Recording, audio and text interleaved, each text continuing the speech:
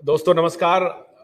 पहले सत्र के बाद जो एडजर्न हुआ था, अदालत को जज साहब ने एडजर्न किया था, टी ब्रेक था और टी ब्रेक के बाद अब ये दूसरा सत्र अब शुरू हो गया है। मैं अभी कुछ ही पलों में आदरणीय जज साहब कोर्ट रूम में प्रस्तुत होने वाले हैं। जज साहब आ रहे हैं।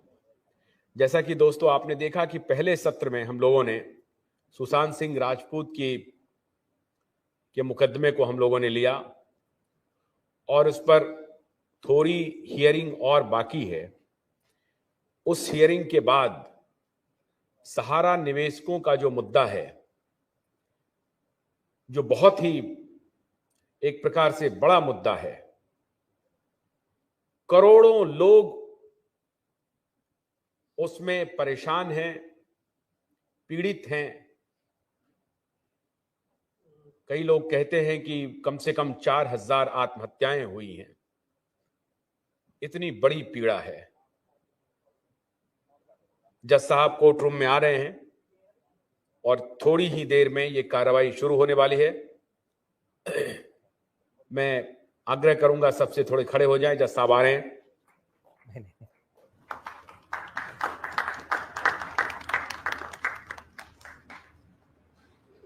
ये जनता की अदालत अब देश की धड़कन बन चुका है और पूरा देश टकटकी लगाए हुए इस अदालत की तरफ देख रहा है। इस अदालत से जो निर्णय होगा वो सबको मानना पड़ेगा, क्योंकि यही अब जनता की अदालत है, यही आखिरी अदालत है, सर्वशक्तिमान अदालत है। मैं आदरणीय जज साहब से आग्रह करूंगा कि दूसरे सत्र की सुनवाई वो प्रारंभ करें। धन्यवाद। यस प्रोसिक्यूटर, अभी हमको शॉर्ट टाइम में ऑलमोस्ट मैक्सिमम एविडेंसेस आ गए हैं, तो शॉर्ट टाइम में सुशांत सिंह वाला केस को आपका आर्गुमेंट कंक्लूड, एविडेंस कंक्लूड करके जजमेंट के लिए रखना है। कल दोपहर में इसका जजमेंट प्रोनाउंस किया जाएगा। यस तो आपके पास में अभी क्या बचा है उसका, क्योंकि इसके बाद में अभी सहारा का विषय शुरू होगा। कुशवाहा जी आए क्या? हाँ, बस ये होने के बाद में सारा शुरू होगा। सर कुछ लोग हैं अपने एविडेंस देना चाहते हैं, तो जनता से मैं उनको आग्रह करूंगा कि शॉर्ट में आइए। आप आपका इंट्रोडक्शन दीजिए और जो देना है। यहाँ पे उपस्थित माइक थोड़ा नीचे कर लीजिए। हाँ, यहाँ पे उपस्थित सभी को मैं प्रणाम करूंगी। आपको भी मेरा प्रणाम और थैंक यू मुझे मौका देने के लिए। कुछ पॉइंट्स है जो मुझे बोलने हैं, जो कि माइक को सेट कर लीजिए, सब लोगों को सुनना है। देखिए अभी ठीक है, अभी सुनाई दे। आपकी आवाज हर व्यक्ति सुनना चाहता है। कॉमन मैन क्या कहना चाहता है? जी अभी ठीक है। हाँ, कुछ एविडेंस है जो मैं डिस्कस करना चाहूँगी, जिस पे बात नहीं हो पाई है केस पे। तो मेरा जो ज़्यादा वो रहेगा कि सपोर्ट की सुशांत केस को ज़्यादा से ज़्यादा सपोर्ट मिले, उसके लिए कुछ चीज़ें मैं बोलना चाहूँगी। देखिए, हमने पूरा केस डिस्कस किया, पर रिया चक्रवर्ती के बारे में हमने डिस्कस नहीं किया, जबकि उनके ऊपर एनसीबी की कार्रवाई चल रही है। ड्रग नेक्सस के लिए उनका प्रोक्योरमेंट पाया गया था, उनको 10 साल की सजा होनी थी, बट आज तक वो फ्री हैं। सबसे पहले तो रिया चक्रवर्ती को सारी कॉन्स्पिरेसी, सारी चीजें पता है, बट उनके बारे में सजा नहीं हुई थी। उनका मतलब चार्जशीट फाइल हुआ है शायद, बेल पे। हाँ जी, मतलब वो बेल पे है, उनको कोई सजा नहीं हुई है। ठीक है। एंड देन हम बात करेंगे हार्ड डिस्क की। जो सुशांत की हार्ड डिस्क थी, बताया गया वो 8 जून को रिया चक्रवर्ती घर से चले गए थे उनको छोड़ के, तो वो हार्ड डिस्क अपना लेके गए थे, थ्रेटन करके गुंडों को बुला के घर पे हार्ड डिस्क में सुशांत के हार्ड डिस्क सारे वो अपने साथ लेके गए थे। तीसरा, ये सुशांत के बहुत सारे काम थे, 3 कंपनीज थी। 3 कंपनीज के बारे में हमें नहीं पता आज के टाइम पे क्या हुआ। एक मेन कैरेक्टर शोभित चक्रवर्ती को भी हम भूल रहे हैं, उनका भी उसके अंदर पार्टिसिपेशन था उनकी कंपनीज में। उन्होंने फोर्ज साइन भी किए हुए हैं सुशांत के, उनकी कंपनी के अंदर उनका इन्वॉल्वमेंट था। देन उनके जो बिजनेस पार्टनर थे समीर बांगरा। तो सुशांत केस के अंदर सिर्फ वही सुशांत और दिशा सालियान नहीं है, इसके अंदर मतलब और भी बहुत सारे लोगों की डेथ और मर्डर्स हुए हैं सुसाइड बोल के। समीर बांगरा जी का भी ऐसे ही एक्सीडेंट करवाया गया सेम डे पे जिस दिन सुशांत की डेथ होती है, उसी दिन, ठीक है। एंड देन इस केस में मुझे लगता है एनआईए की भी रिक्वायरमेंट है जांच करने के लिए, क्योंकि इसमें स्टन गन का जो इशू आता है, स्टन गन हमारे यहाँ पे अवेलेबल नहीं है, अफगानिस्तान क्रॉस बॉर्डर से उसको वो किया जाएगा, लाइक मंगाया जाएगा, या जैसे भी जो टर्म यूज करते हैं। फिर से रिपीट कीजिए। स्टन गन का जो है, अच्छा, वो पॉइंट मैं बोल रही हूँ, तो वो हमारे क्रॉस बॉर्डर से ही लाया जा सकता है। एंड देन इसमें चाइल्ड पोर्नोग्राफी भी इंक्लूड है। 12 साल की जो बच्चियां होती हैं उनके साथ रेप और ये सारी चीजें पार्टी में उनको यूज किया जाता है एज अ प्रॉप। इनकी पार्टीज जो होती है, दिशा सालियान जिस पार्टी में गई थी उसने भी शायद वहां पे यही नोटिस किया था चाइल्ड ट्रैफिकिंग के बारे में। Again then human flesh trade भी बॉलीवुड में है। मेन बात ये है कि क्या बॉलीवुड पे क्वेश्चन आएगा कभी, बॉलीवुड जो एंटरटेनमेंट के आगे पीछे जो काला धंधा कर रहा है, क्या उसके ऊपर भी कोई कार्रवाई होती है इस केस में या नहीं होती है, ये इंपॉर्टेंट चीज है। ड्रग का पूरा नेक्सस है मुंबई में, पूरा ड्रग नेक्सस, ड्रग छोटे छोटे बच्चों को हर जगह पे दी जा रही है। ड्रग का जो ये आदि हमारे देश में बच्चों को बनाया जा रहा है, इसका इतना बड़ा जो लॉस है, हमारी एक इन्वेस्टमेंट का ही लॉस हो रहा है। जो बच्चे आगे जाके कुछ अच्छा कर सकते हैं उसके ऊपर कुछ कार्रवाई होगी कि नहीं होगी। ड्रग नेक्सस हो गया। एंड देन 14 जून डेथ नहीं हुई है सुशांत की, जहां तक है 13 जून को रात में हुई है 2 बजे के बाद, क्योंकि उनकी सिस्टर का कहना है कि वो फोन पे अवेलेबल नहीं थे। 2 बजे के बाद उनको कॉल्स की जा रही थी बट वो फोन पे अवेलेबल नहीं थे। जो सारा ये जूस का है, ये सारा एक नाटक है, जूस का ढकोसला कि उन्होंने जूस पिया देन वो बाहर ही नहीं आए, ताला और चाबी, बहुत सारे लूप होल्स हैं, तो ये सारे कवर होने चाहिए। वो की मेकर आज तक नहीं मिला है। इसके साथ साथ बहुत सारे और लोगों की भी डेथ हुई है, वो भी इन्वेस्टिगेट होनी चाहिए, क्योंकि अ लाइफ इज लाइफ, चाहे एक छोटे से एंट की हो, चाहे हम तो ह्यूमन हैं। एंड देन जो मेन आते हैं रिया चक्रवर्ती, संदीप सिंह एंड सिद्धार्थ पिठानी, आज तक इनसे कोई इन्वेस्टिगेशन क्यों नहीं हुई। सिद्धार्थ पिठानी घर पे ही अवेलेबल था, संदीप सिंह आ जाते तुरंत डेथ के बाद, उनके पास उनका आधार कार्ड अवेलेबल हो जाता है, सारी चीजें हो जाती है, सारी चीजें वो मैनेज करना शुरू कर देते हैं, आज तक उनपे कोई क्वेश्चनिंग नहीं हुई। ये मेरे कुछ पॉइंट्स थे। डायरीज उनकी गायब है, उनके जो सारे एविडेंस मोबाइल के थे, वो मोबाइल्स कहाँ हैं उनके, और सारी हार्ड ड्राइव्स कहाँ हैं, उनका सारा अच्छा इनिशिएटिव जो वो बच्चों के लिए डिफरेंट एप्स बना रहे थे, कोडिंग खुद सीख रहे थे।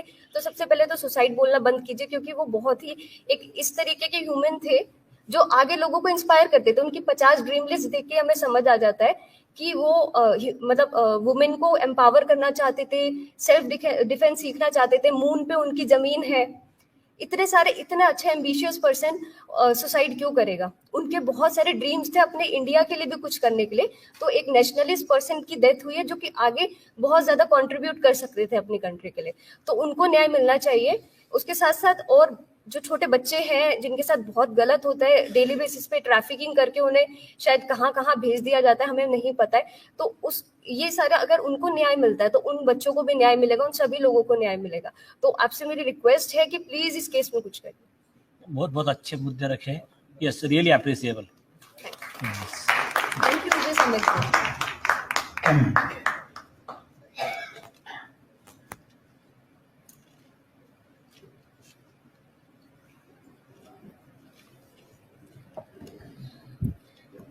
सबसे पहले मेरा सश्रद्ध नमस्कार, उपस्थित सबको मेरा नमस्कार। आपका परमिशन लेके मैं 2-3 पॉइंट ही बोलूँ, ज़्यादा टाइम नहीं लूँ, आगे और भी मुद्दा है। एक जो मैं बोलना चाहते हैं, जैसा हम लोग का कंट्री में अभी तक हेल्थ सेंटर बहुत कम है, हेल्थ सेंटर नहीं है, कोई ट्रीटमेंट का जगह नहीं है गरीब लोग का। उसी जगह पे ये बहुत बड़ा पॉइंट था। ये जब ये मर्डर हो गया था सुशांत सिंह का, तब उसके बाद पर ही 1 हफ्ते के अंदर ANI ने एक रिपोर्ट दिया था सैटेलाइट से, जो स्मिता पारेख, जो उसका फ्रेंड बोलते हैं बाद में, स्मिता पारेख, उसके NGO था संजय गांधी नेशनल पार्क के अंदर 3 उसका हेल्थ सेंटर। बाद में उसमें पता लगा उसमें चाइल्ड ट्रैफिकिंग होते हैं, चाइल्ड ऑर्गन उसमें से निकाल के उन लोगों को, बच्चे लोगों को बोरे में फेंक के समुंदर में वो लोग ये ट्रांसफर करते थे। ये था उनका बिजनेस, बहुत बड़ा एनजीओ। और ये स्मिता पारेख के साथ बहुत अच्छा सा रिलेशन है उद्धव ठाकरे का वाइफ का। ये स्मिता पारेख 1 महीना बाद अर्नब गोस्वामी के टीवी में आके बोला, मेरे को जब बुलाया गया, मैं जब गए तब देखा पूल ऑफ ब्लड। तो 1 महीना से वो कहाँ थे जो पूल ऑफ ब्लड के बारे में नहीं बोला, जो अपना फ्रेंड चले गए आके ऐसा रो रहे थे, जो बहुत ही ऐसा मीन्स वो अपने को बचाने के लिए ट्राई कर रहे थे।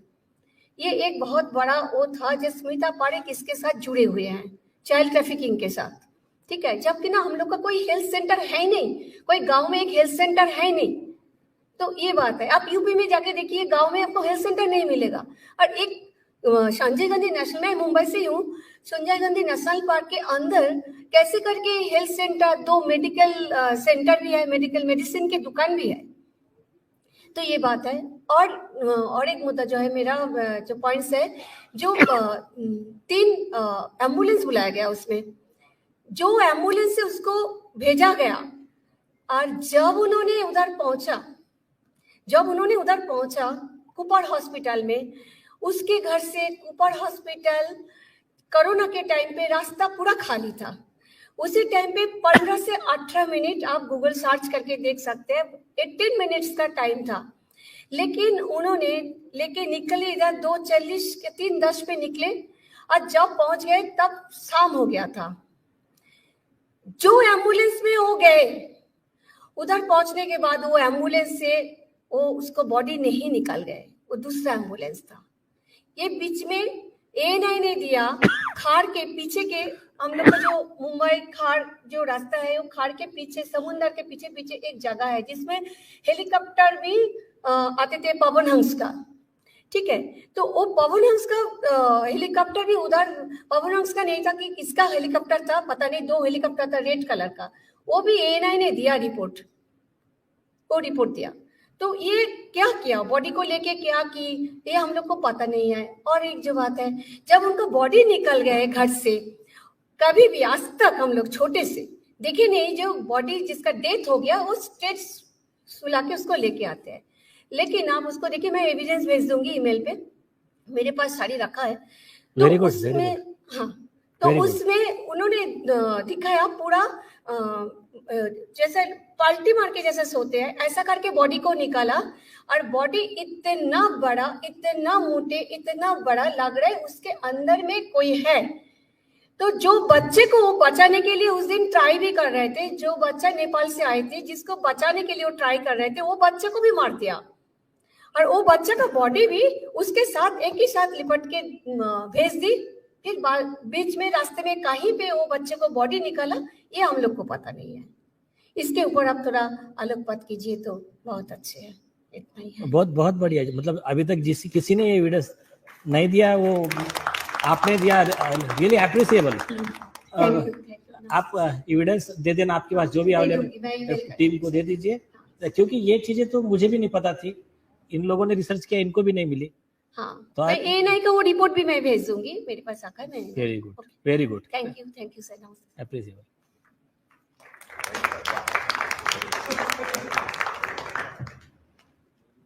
और आपके पहले जो हाँ, तो आपने जो विषय कहा ना SSR डायरीज का, तो कैंडिड मीना करके एक चैनल पे उन्होंने SSR डायरीज के एपिसोड किए हैं। Yes yes yes yes. जिस बॉडी के बारे में अभी मैडम बात कर रही थी, दिनेश जी ने वो एविडेंस हमें दिया है। Thank you Dinesh ji. ये है वो बॉडी। Thank you Dinesh.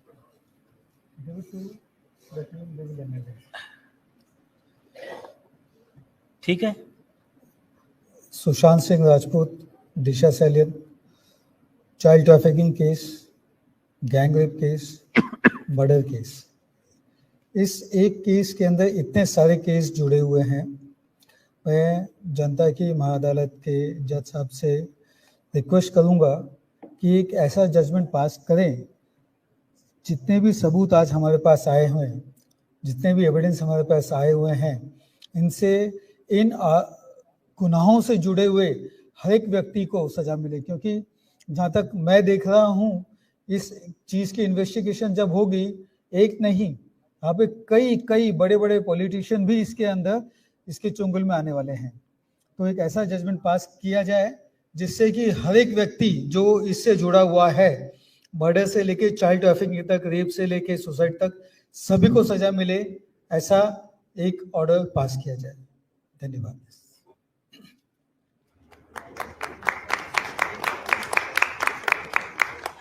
अगले केस की कार्रवाई के लिए one minute.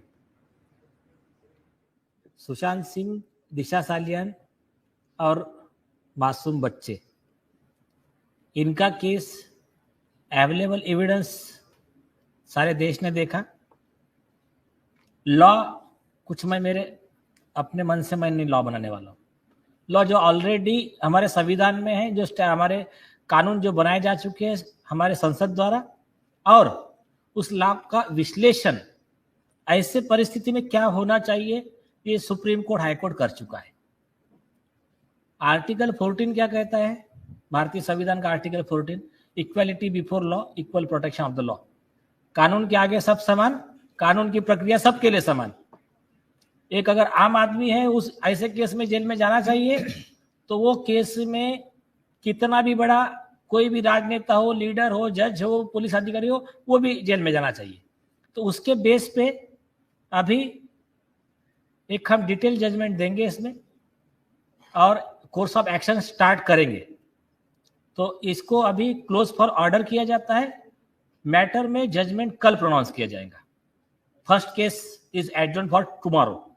Much okay.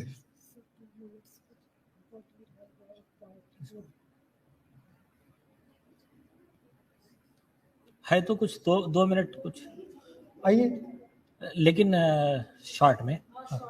Yes.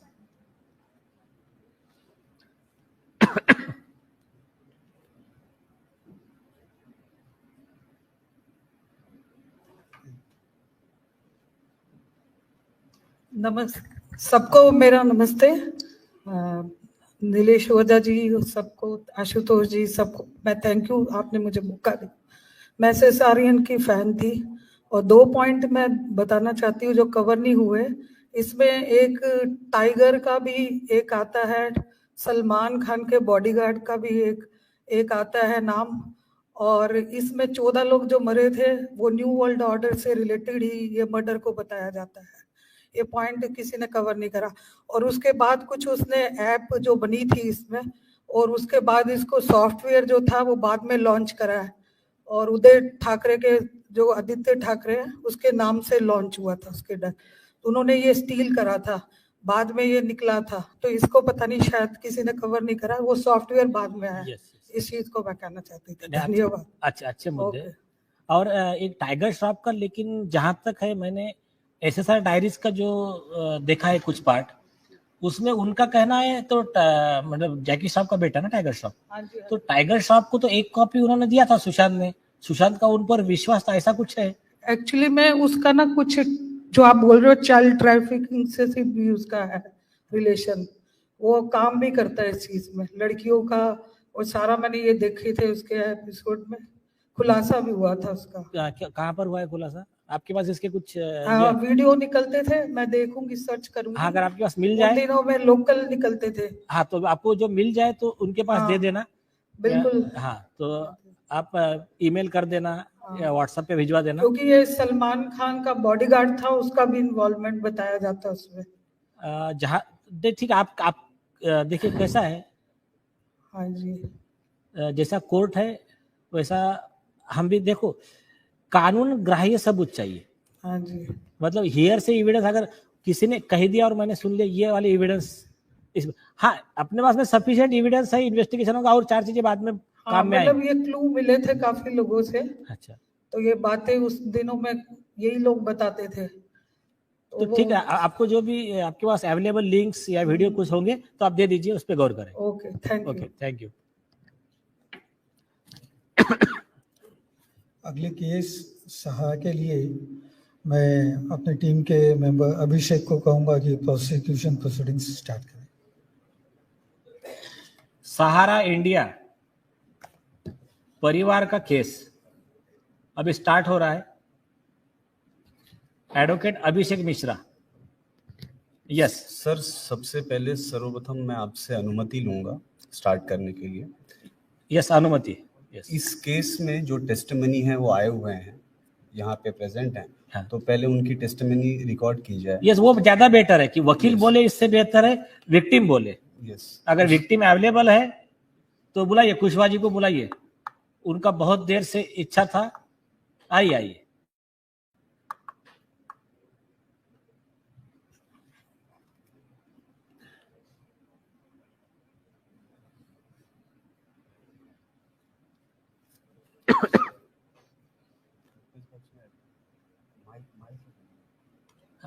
अभिषेक आप बैठ सकते हो उधर। हाँ, क्योंकि इनका देर तक चलने वाला है। हाँ? यहाँ पर भी चलेगा, विटनेस बॉक्स में भी चलेगा, क्योंकि विटनेस बॉक्स में लेगा तो आपको ये उधर लेना पड़ेगा, उनका माइक वहां तक ले लीजिए। सोल माइक नहीं है।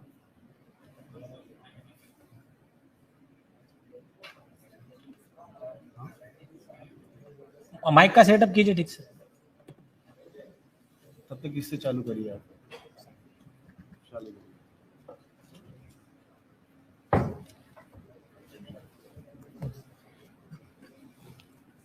नमस्ते। अभी कुशवाहा जी देखिए, सहारा में जो हुआ, आपकी वेदना मैंने उस दिन भी सुनी है। आपसे एक मेरी विनती है, आप शुरू से दो चीजें हैं। हाँ, एक सहारा में ना टेस्टिमनी शुरू करने से पहले एक बात बताना और आवश्यक है।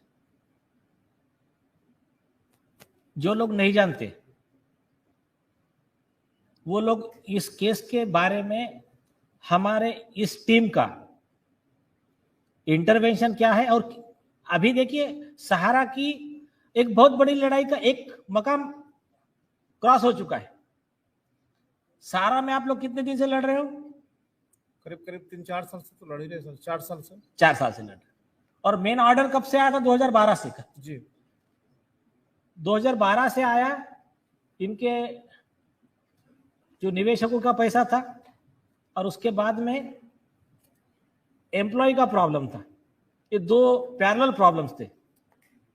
तो कंपनी का प्रॉब्लम, निवेशकों का प्रॉब्लम। अब निवेशकों का बेचारों का ऐसा हुआ कि वो इनके षड्यंत्र के बीच में करीब 4000 सुसाइड, कितने में जी 4000 सुसाइड। आप गौर कीजिए, 4000 सुसाइड हुए।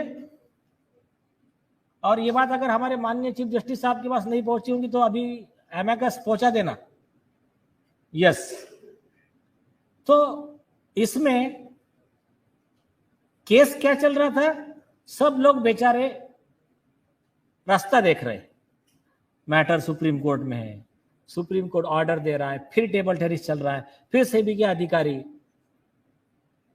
ऐसे में सहारा के कई लोगों ने आशुतोष पाठक जी और प्रकाश पोरे जी, इनसे कांटेक्ट किया।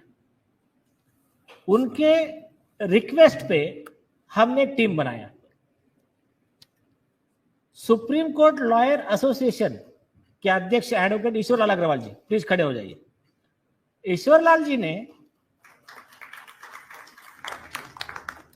केस फाइल किया। देखिए, हमने क्या रहता है, बटन दबाए तो लाइट लगता है, बाकी दूसरी जगह आप कितना भी कर लो, मतलब हाथ पाव मार लो, लाइट नहीं लगने वाला। बटन सही बटन को दबाना पड़ेगा।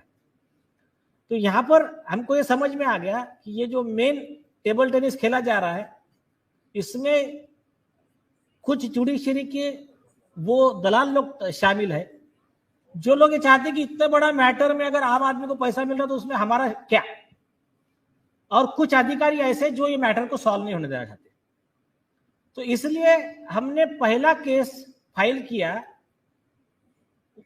सुप्रीम कोर्ट के उस समय के जिन्होंने केस का ऑर्डर दिया था, चीफ जस्टिस ऑफ इंडिया थे JS खेर। उनकी एक जो भी गलती थी वो गलती लीगल वाली पकड़कर, और सेबी के अधिकारी के खिलाफ अप्रैल 2023 को कंप्लेंट फाइल किया गया और राष्ट्रपति के पास केस रजिस्टर हुआ, केस नंबर आया, माननीय राष्ट्रपति जी ने उसमें आदेश दिया पुलिस को इन्वेस्टिगेट करने का, वो ऑर्डर आया हुआ है।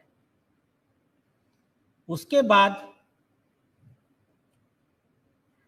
विद इन 2 मंथ, अप्रैल में और जुलाई में, 3 महीने के अंदर, और 3 महीना होते आया था, आशुतोष जी ने और मैंने एक प्रोग्राम रखा था, हमारा शो चल रहा था QIU का, उसमें हम अल्टीमेटम दे रहे थे सरकार को और एक हमने रिक्वेस्ट किया था कि सहारा के लोग ये वीडियो सरकार को भेज दे। हमने कहा कि अभी आपको अल्टीमेटम, अभी हम हमारा एक्शन प्लान हमारा तैयार है। उस वीडियो के ठीक 3 दिन के बाद, आशुतोष जी, 3 दिन के बाद में भारत सरकार ने घोषणा कर दी, अमित शाह जी ने, और कह दिया कि पूरा पैसा लौटा देंगे। स्पेशल पोर्टल बनाया, पोर्टल का उद्घाटन किया, 5000 करोड़ रुपया पहले फेज में रिलीज किया गया। तो ये केवल इंटरवेंशन के 3 महीने के अंदर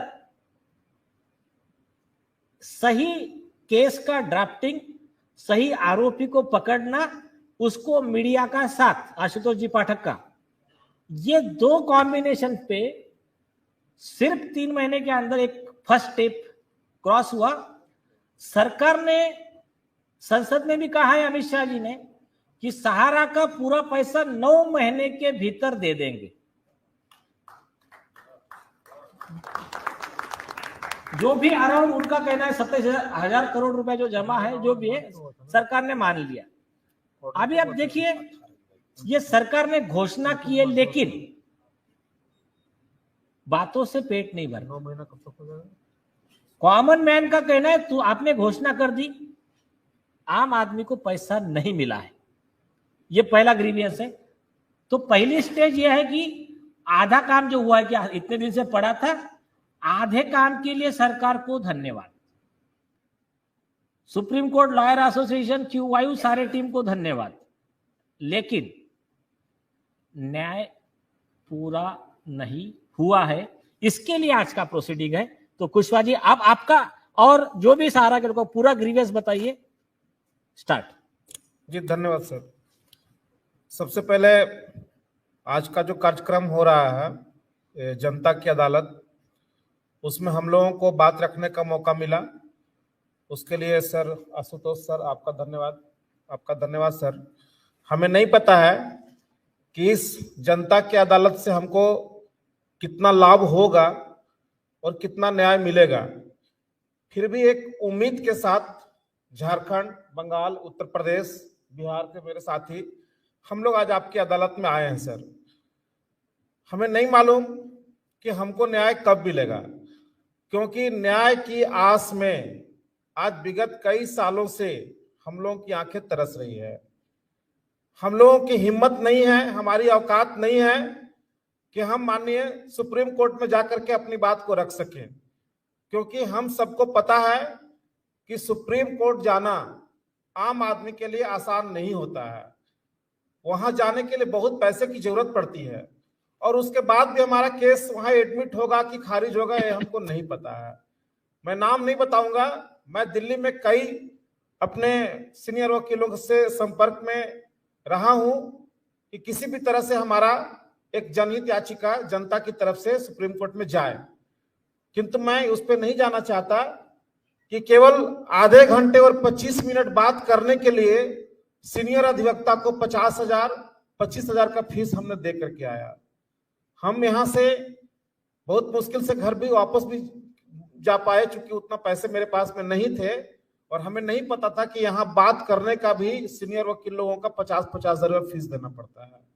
खैर, जब हमारे सीनियर वकील से बात करने के लिए इतना पैसा देना पड़ता है, तो हम सोच सकते हैं कि सुप्रीम कोर्ट तक जाते जाते हमारी हालत क्या होगी।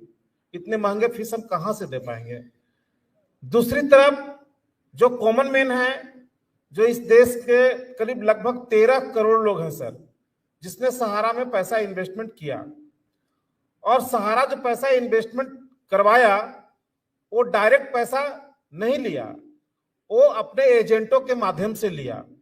सहारा के जो एजेंट हर गांव, मोहल्ले, गली में आपको मिल जाएंगे सर। जो आम आदमी, जो ठेला चलाने वाले हैं, खमचा चलाने वाले हैं, जूता पॉलिश करने वाले हैं, मतलब कपड़े धोने वाले हैं, एकदम गरीब से गरीब पीपुल, यहां तक कि भीख मांगने वाले लोग, उनका भी पैसा सहारा के एजेंट लोगों ने डेली डिपॉजिट के नाम पे 5 रुपया 10 रुपया डेली, मंथली डिपॉजिट के नाम पे 200-400 रुपया महीने का फिक्स डिपॉजिट, ये सब इन्वेस्टमेंट करवाया। बहुत सारे हमारे झारखंड, बिहार, उत्तर प्रदेश, मध्य प्रदेश राज्यों, उड़ीसा, इस सब में के लोग थे जो रिटायर कर्मचारी, जो अपने विभाग से रिटायर हुए, तो इसमें एक MIS के रूप में 12% इंटरेस्ट मिला करता था।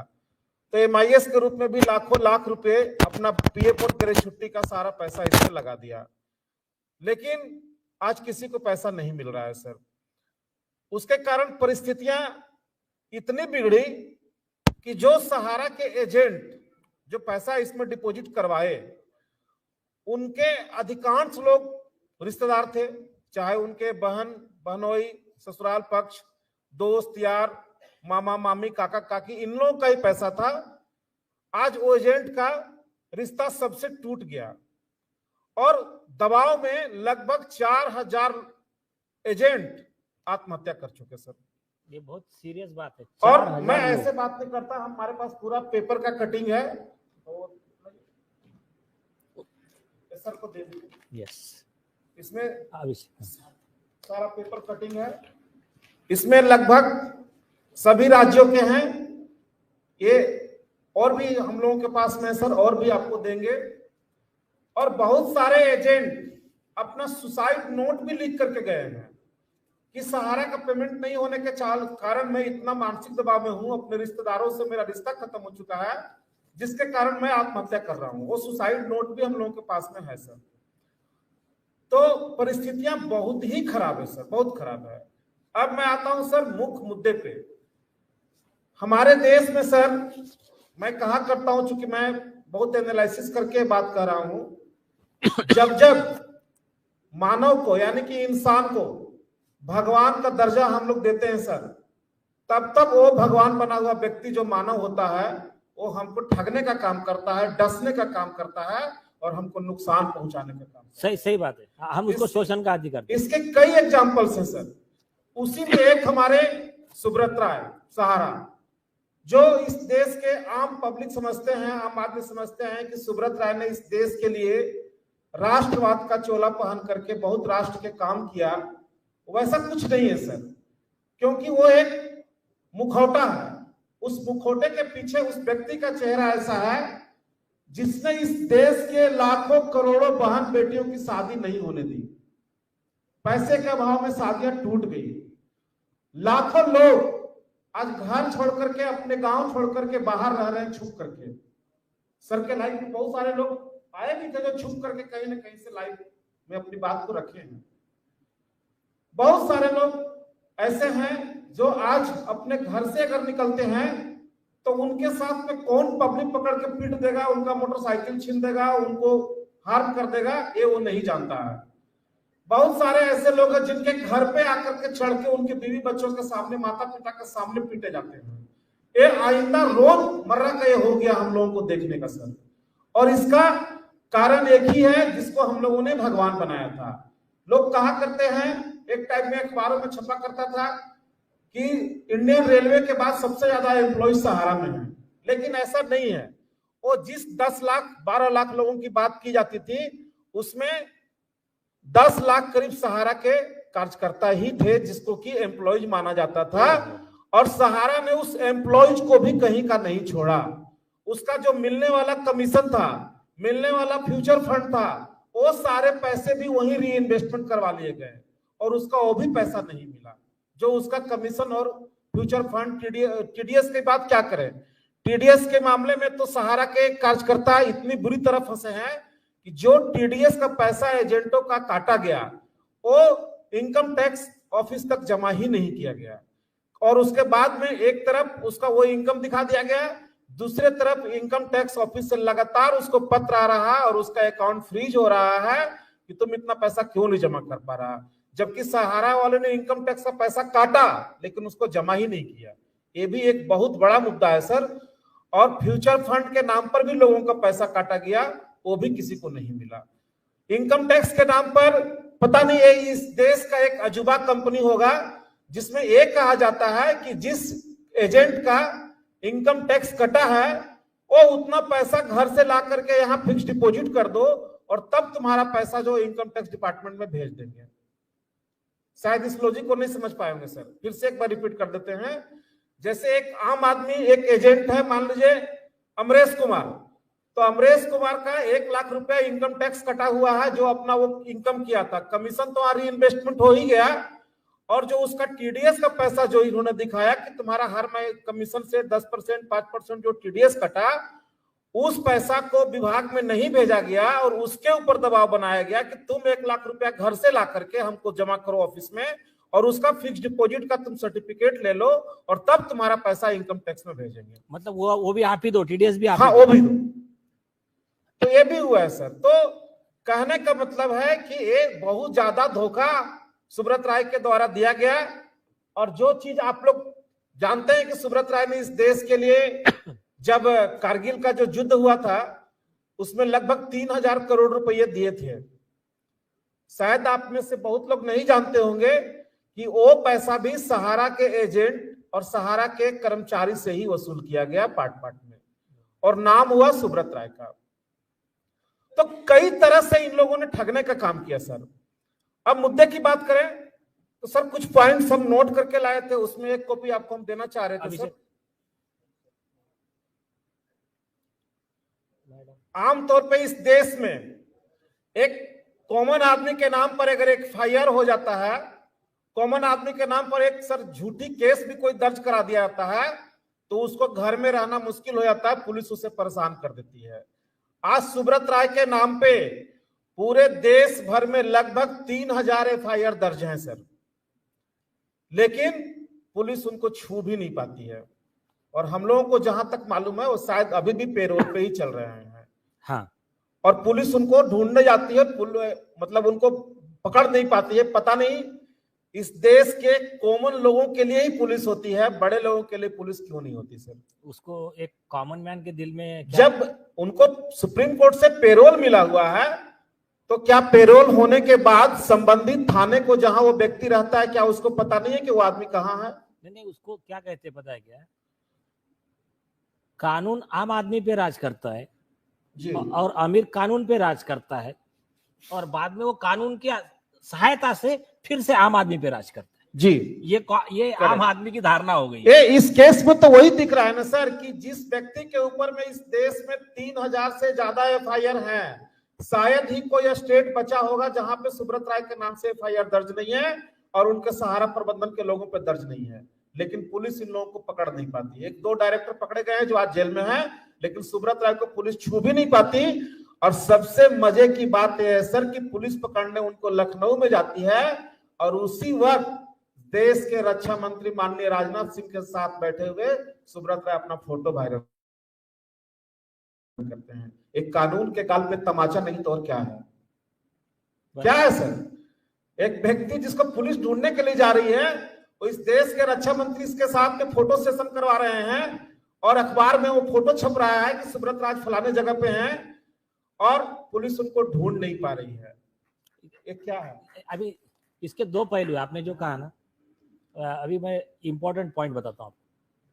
अगर किसी के ऊपर एफआईआर रजिस्टर्ड है, वो मिल नहीं रहा है, तो पुलिस उसको फरारी एब्सकॉन्डर जी घोषित करवाने की प्रक्रिया कर सकती है, उसकी प्रॉपर्टी अटैच करना। और जब किसी को एब्सकॉन्ड घोषित किया जाता है, या तो और एक बात बताता हूं मैं, एक आम आदमी के पास में बहुत बड़ा हथियार है जो आम आदमी को नहीं पता है। ये देश का दुर्भाग्य है। Section 43 of code of criminal procedure, भारतीय जो क्रिमिनल प्रोसीजर है जी, दंड प्रक्रिया संहिता, उसका सेक्शन 43 में आपको पता है ये व्यक्ति आरोपी है, इसने कॉग्निजेबल नॉन बेलेबल ऑफेंस किया है, तो आम आदमी उसको खुद अरेस्ट करके नियरेस्ट पुलिस स्टेशन में ले जा सकता है, ये आपको अधिकार है। जी। एक दूसरा, आप कोर्ट में अर्जी दीजिए, सिंपल तरीके है, आसान तरीके है। इन्होंने जैसा कहा, कॉमन मैन के पास में या तो पैसे की कमी है, या तो जो उनके वकील है वो वकीलों को नॉलेज नहीं है। दो प्रॉब्लम है कॉमन मैन की। एक बहुत आसान तरीका है, कितने एफआईआर है? 3000 ना। ये 3000 एफआईआर का मैं सोल्यूशन आपको अभी 2 मिनट में दे रहा हूं। 2 मिनट में जो भी फरियादी है वो लोग अपने एरिया के मजिस्ट्रेट के कोर्ट में एक 156(3) सीआरपीसी का अर्जी लगाए। उसका फॉर्मेट आपको आपका वकील बता देगा, नहीं है तो आपको अभिषेक मिश्रा अग्रवाल जी ये आपको दे देंगे। और क्या लगाना है अर्जी में? इन्वेस्टिगेशन ऑफिसर को डायरेक्शन दो कि स्टेटस रिपोर्ट सबमिट करे कोर्ट में। कोर्ट ऑर्डर देगा, स्टेटस रिपोर्ट सबमिट होगा कि ये केस में क्या एक्शन लिया। तो अभी तो आपको घुमा देंगे, जब कोर्ट में रिपोर्ट सबमिट करना होता है ना, तब फिर वो हाथ पांव फूल जाते हैं पुलिस अधिकारियों के।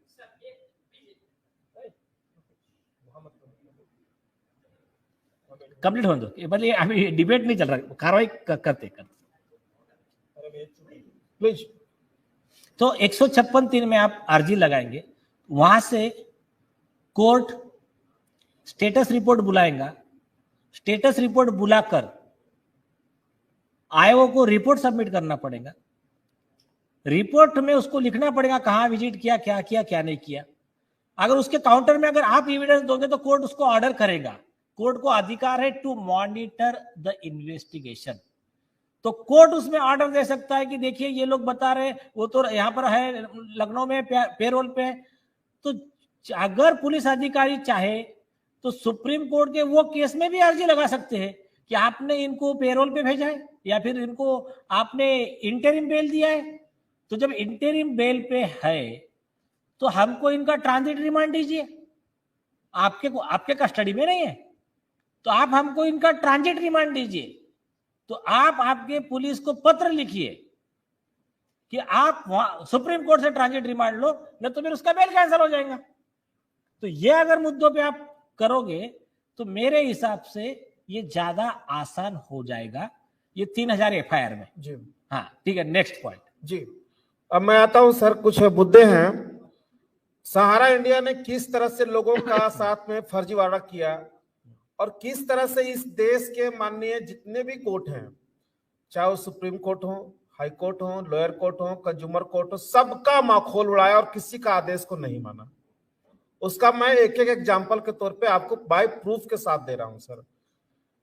पहला है सर, आप उस केस को अच्छी तरीके से जानते हैं, जो सहारा और सेबी का जो हुआ था,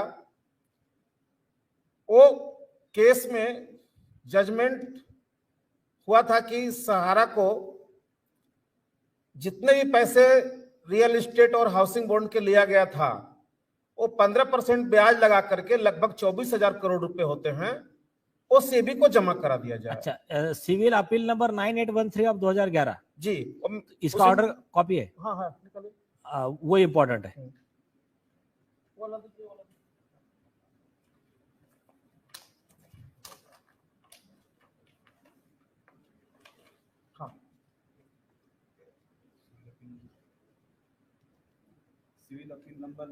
यस यस, क्योंकि 217 पेज का है सर, शॉर्टकट जो ऑर्डर था वो हम लेके ठीक है ना, बाकी हमारे लोग निकाल लेंगे। 31/12 को जो ऑर्डर हुआ था, 31/8/2012 का जो ऑर्डर था, वो ऑर्डर 270 पेज का है, उसको हम निकाल नहीं पाए। नहीं, आप क्या है जो काम का चीज था वो दे दीजिए। सुनिए, आप केस नंबर दे दीजिए, हमारे लोग प्रिंट आउट निकाल लेंगे और उसका जो रिपोर्टेड भी जजमेंट वो निकाल लेंगे, उसका एक कॉपी आपको व्हाट्सएप पे हमारे लोग दे देंगे, चिंता मत करो।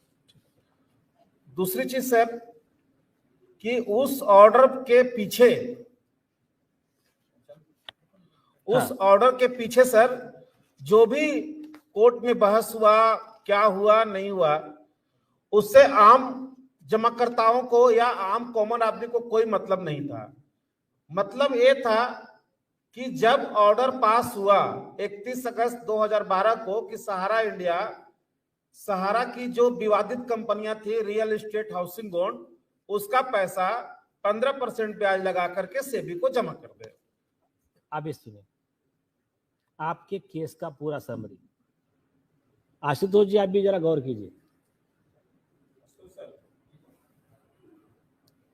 आपके जजमेंट का पेज 269 पे सब पैरा 10, ये बहुत इंपॉर्टेंट है। We also make it clear that if Saharas fail to comply with the directions and do not effect refund of money as directed, SEBI can take recourse to all legal remedies, including attachment and sale of properties, freezing of bank accounts, etc., for realization of the amount. उसके जो direction start हो रहे हैं वो हो रहे हैं, हाँ ये Saharas would refund the amounts collected through RSPs का मतलब क्या है, ठीक है, dated 13/3/2008 and this 2009 along with interest of 15% to SEBI from the date of receipt of the subscription amount till the date of repayment within a period of 3 months from today, which shall be deposited in a nationalized bank being maximum rate of interest. अभी supreme court ने आदेश से क्या दिया है कि सेबी के पास वो इतना अमाउंट जमा करे। अब इसके पीछे की कहानी जो है सर, हाँ एक मिनट, अच्छा सर, अगर वो नहीं करता है तो उनका प्रॉपर्टी अटैच करके ये पैसा वसूलने का आदेश भी सेबी को है। तो अगर सेबी के अधिकारी ने इस आदेश का पालन नहीं किया है या किया है, आप मुझे बताइए, उस पे से केस और आसान हो जाएगा। जी, जैसा कि सर इसमें सर थोड़ा सा और बीच का थोड़ा ब्रीफ करना जरूरी है। बताइए, आराम से बताइए। ये जो आदेश हुआ सर, किन परिस्थितियों में हुआ, कैसे हुआ, इससे कॉमन मैन को मतलब नहीं है। ठीक है, मतलब ये है कि ये आदेश 31 अगस्त 2012 को आए थे। सहारा ने एक बड़ा फर्जरी किया और रातों रात एक नई कंपनी बनाई सर, सहारा क्यूसोप कंपनी, है ना, सहारा क्यूसोप यूनिक प्रोडक्ट रेंज कंपनी। और उन्होंने क्या किया कि जो दो कंपनी का जो पैसा था, रियल एस्टेट और हाउसिंग बोर्ड का, जो पैसा सेबी को जाना था, उस पैसे को जमाकर्ताओं को दबाव दे करके, डरा करके कि अगर इस पैसे को अगर आप क्यूसोप में कन्वर्ट नहीं करोगे तो ये पैसा तुम्हारा डूब जाएगा, ये पैसा सेबी के पास चला जाएगा और सेबी तुमको पैसा का भुगतान नहीं करेगा। और अगर सहारा क्यूसोप में अगर तुम इस पैसे को रीइन्वेस्टमेंट कर देते हो तो तुम्हारा पैसा 6 साल के बाद 2.5 गुना हम तुमको वापस करेंगे। और सहारा ने जबरदस्ती दोनों कंपनियों का पैसा अर्जी मर्जी फर्जी तरीके से पीछे का डेट में 31 अगस्त 2012 को जजमेंट था, उसके पीछे के डेट में करीब 6 महीना पीछे कंप्यूटर को ले जाकर के और लगभग 95% पैसे को री इन्वेस्टमेंट करवा दिया गया सहारा क्यूसोप कंपनी में। लेकिन एक सवाल यह है, इस आदेश में लिखा है कि उनको सेबी के पास जमा करना है, सेबी के पास जमा करना है, लेकिन इन्होंने क्या किया कि इन्होंने सुप्रीम कोर्ट में झूठ बोला कि ये आदेश आने के पहले ही हम जमाकर्ताओं को पैसा लौटा चुके थे। एक मिनट, अभी इन्होंने झूठ बोला, वो बात किसी ऑर्डर में आई है क्या? हम उसको प्रूव कर सकते हैं सर। नहीं, इन्होंने जो सुप्रीम कोर्ट में एक दलील दिया कि ये जो ऑर्डर आया था 31 अगस्त 2012 को कि सेबी को पैसे दे दिए जाए 24,000 करोड़ रुपए, ये ऑर्डर आने के पहले ही हम जमाकर्ताओं का दोनों कंपनी का पैसा वापस कर चुके थे। एक मिनट अभिषेक, ये केस को सुप्रीम कोर्ट के वेबसाइट पे इसमें कितने ऑर्डर आए इसके आगे के कनेक्टेड मैटर आए? सहारा की ओर से सर एक बार नहीं, इसका रिपोर्टेड कॉपी भी निकालो। सहारा की ओर से एक बार नहीं कई बार हलफनामा दिया गया है सुप्रीम कोर्ट में कि इस ऑर्डर आने के पहले ही हम डिपॉजिटर को पैसा दे चुके थे। उसका हलफनामा का कॉपी आपके पास? वो सर मिल जाएगा आपको नेट पर, नहीं तो मैं आपको मेल कर दूंगा। ठीक है। और अखबार में भी दिया गया सर, अखबार में भी वो ठीक है ना। अखबार में भी सहारा ने बार बार कहा कि हम अपना जमाकर्ता को 95% लोगों को पैसा दे दिए थे। लेकिन ऑर्डर हुआ था कि वो सेबी के पास दे, सेबी आपको दे, सेबी हमको दे, हो गया। लेकिन सेबी के पास तो पैसा जो जमा हुआ सर, तो पहले काम तो ये लोग किया कि पहले उसको कन्वर्ट करवा दिया क्यूसॉप में। नहीं, लेकिन कोर्ट का जो आदेश है उसपे ये मांगा ही नहीं उन्होंने, तुम ये कंपनी में डालो, वो कम उससे हमको कुछ ये नहीं। तो सीधा सीधी सर सुप्रीम कोर्ट का आदेश का अवहेलना है। यस, ये जब ऑर्डर हुआ कि तुम भुगतान करो और भुगतान नहीं करके उस पैसे को दोनों कंपनी का पीछे का डेट में सहारा क्यूसॉप कंपनी में जमा करा दिया। इस बात को थोड़ा सा आपको समझना पड़ेगा सर, हमको पूरा कंप्लीट करने दीजिएगा।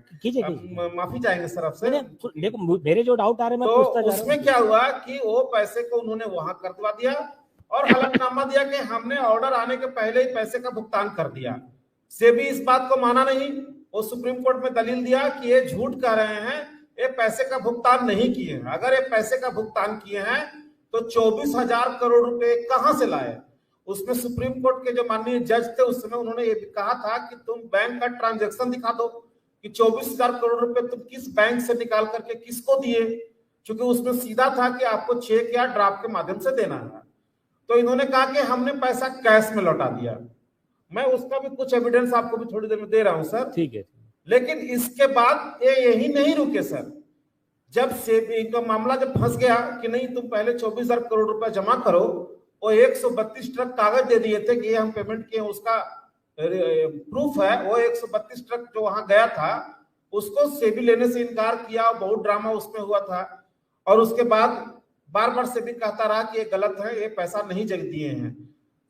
उसमें माननीय सुप्रीम कोर्ट के जो जज थे वो कहे भी थे क्या पैसा स्वर्ग से बरसा था क्या, आखिर पैसा कहां से ला करके लोगों को दिए, वो प्रूफ तो दो। वो प्रूफ आज तक ये दे नहीं पाए। उसके बाद एक गेम और हुआ सर, चूंकि सहारा क्यूसॉप कंपनी में सुब्रत राय और उनकी पत्नी स्वप्ना राय डायरेक्टर थी, मैनेजिंग डायरेक्टर खुद थे। तो उन्होंने ये अपने बचने के लिए क्या किए कि जब सुप्रीम कोर्ट के आदेश के बाद ये चल रहा था, 2014 में इनको जेल भेज दिया गया, तो उसी समय सर सहारा का जो क्रेडिट कोऑपरेटिव सोसाइटी है, सहकारिता विभाग, उस समय सर मिनिस्ट्री ऑफ एग्रीकल्चर के माध्यम से चला करता था।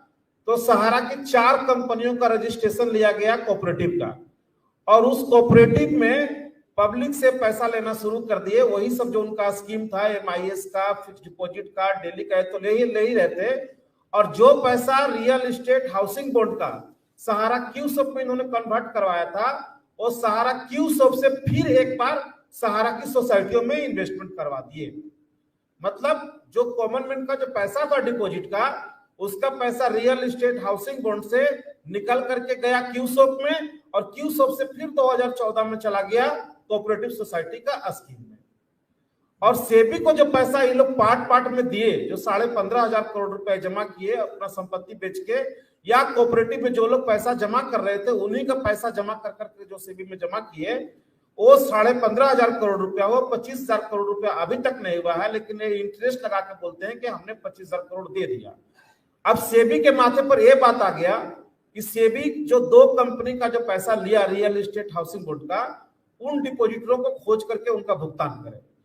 तो सर सेबी डिपॉजिटर को ढूंढता कहां? जो रियल एस्टेट हाउसिंग बोर्ड का जो सर्टिफिकेट था वो तो सहारा ने ले लिया और दे दिया क्यूसॉप, और पैसा वो बार बार पेपर में एड निकाल रहा सेबी की लोग आकर के पैसा ले। तो पैसा लेंगे कहां से? वो सर्टिफिकेट तो किसी के पास था ही नहीं। वो क्यूसॉप में कन्वर्ट हुआ और क्यूसॉप से हो गया आपका जाकर के क्रेडिट कोऑपरेटिव सोसाइटी में। जो जानकार लोग, पढ़े लिखे जो लोग, कुछ लोग थे वो जो नहीं किए थे क्यूसॉप में, वो लोग अपना पेपर सेबी में भेजे, तो सेबी उनका भुगतान 132 करोड़ का भुगतान उनका किया। लेकिन आम पब्लिक जो 2 बार कन्वर्जन के मार्ग में चले गए, वो पेपर भेजते कहां और सेबी उनको पैसा देता कहां? हम लोग सेबी को RTI किए तो सेबी ने सीधा हाथ खड़ा कर दिया कि मेरे पास सहारा रियल एस्टेट और सहारा हाउसिंग बोर्ड का ही पैसा आया हुआ है, मेरे पास सोसाइटी का 1 रुपया भी नहीं है, इसीलिए मैं इस पैसे से सोसाइटी के जमाकर्ताओं को नहीं दे सकता। ये मामला पूरा फंस गया सर। तो सुब्रत राय ने सुप्रीम कोर्ट का बात नहीं मान करके भुगतान नहीं किया, और उसको 1 बार नहीं 2 बार कन्वर्जन करवाया। इसीलिए इनके ऊपर में एक बहुत बड़ा एलिगेशन हम लगा रहे हैं कि इनके ऊपर में ये चार्जेस बनता है सर। कोर्ट का बात नहीं मानने का, आम पब्लिक को धोखा देने का, सेबी को धोखा देने का, आम जनता का पैसा हड़पने का। अब उसके बाद की जो बातें हुई सर कि लोगों से जो कोऑपरेटिव की स्कीम थी उसमें लोगों से पैसा लगाते गए। अब भुगतान देने की बारी आई। सहारा का शुरू से ही एक आदत रहा है कि बाजार से वो पैसा कलेक्शन करता है अपने एजेंट के माध्यम से। तो पूरे देश में इसके करीब 5000 से ज्यादा ब्रांचेज और फ्रेंचाइजी वगैरह हैं। तो ये करता क्या था सर कि जैसे मान लीजिए एक ब्रांच का अगर किसी महीने में 1 करोड़ रुपए का भुगतान अगर करना है तो वहां के एजेंटों पर दबाव दे करके उस मार्केट से 2 करोड़ 2.5 करोड़ का कलेक्शन करता था, डेली डिपॉजिट, मंथली रेकरिंग के माध्यम से, फिक्स डिपॉजिट के माध्यम से। और एजेंटों पर भी दबाव रहता था कि तुम अपना इतना कोटा पूरा करो, नहीं तो पेमेंट नहीं हो पाएगा। एजेंट अपने करते थे, तो वो जो पैसा आता था वो 1 करोड़ का अगर है तो 1 करोड़ रुपया पेमेंट करके बाकी 1.5 करोड़ रुपया सहारा के हेडक्वार्टर में ट्रांसफर हो जाया करता था। तो वो पैसा जैसे जैसे वो तो बढ़ेगा, जब उसका पैसा पूरा बढ़ना शुरू हो गया तो कोऑपरेटिव का भुगतान होना धीरे धीरे बंद हो गया।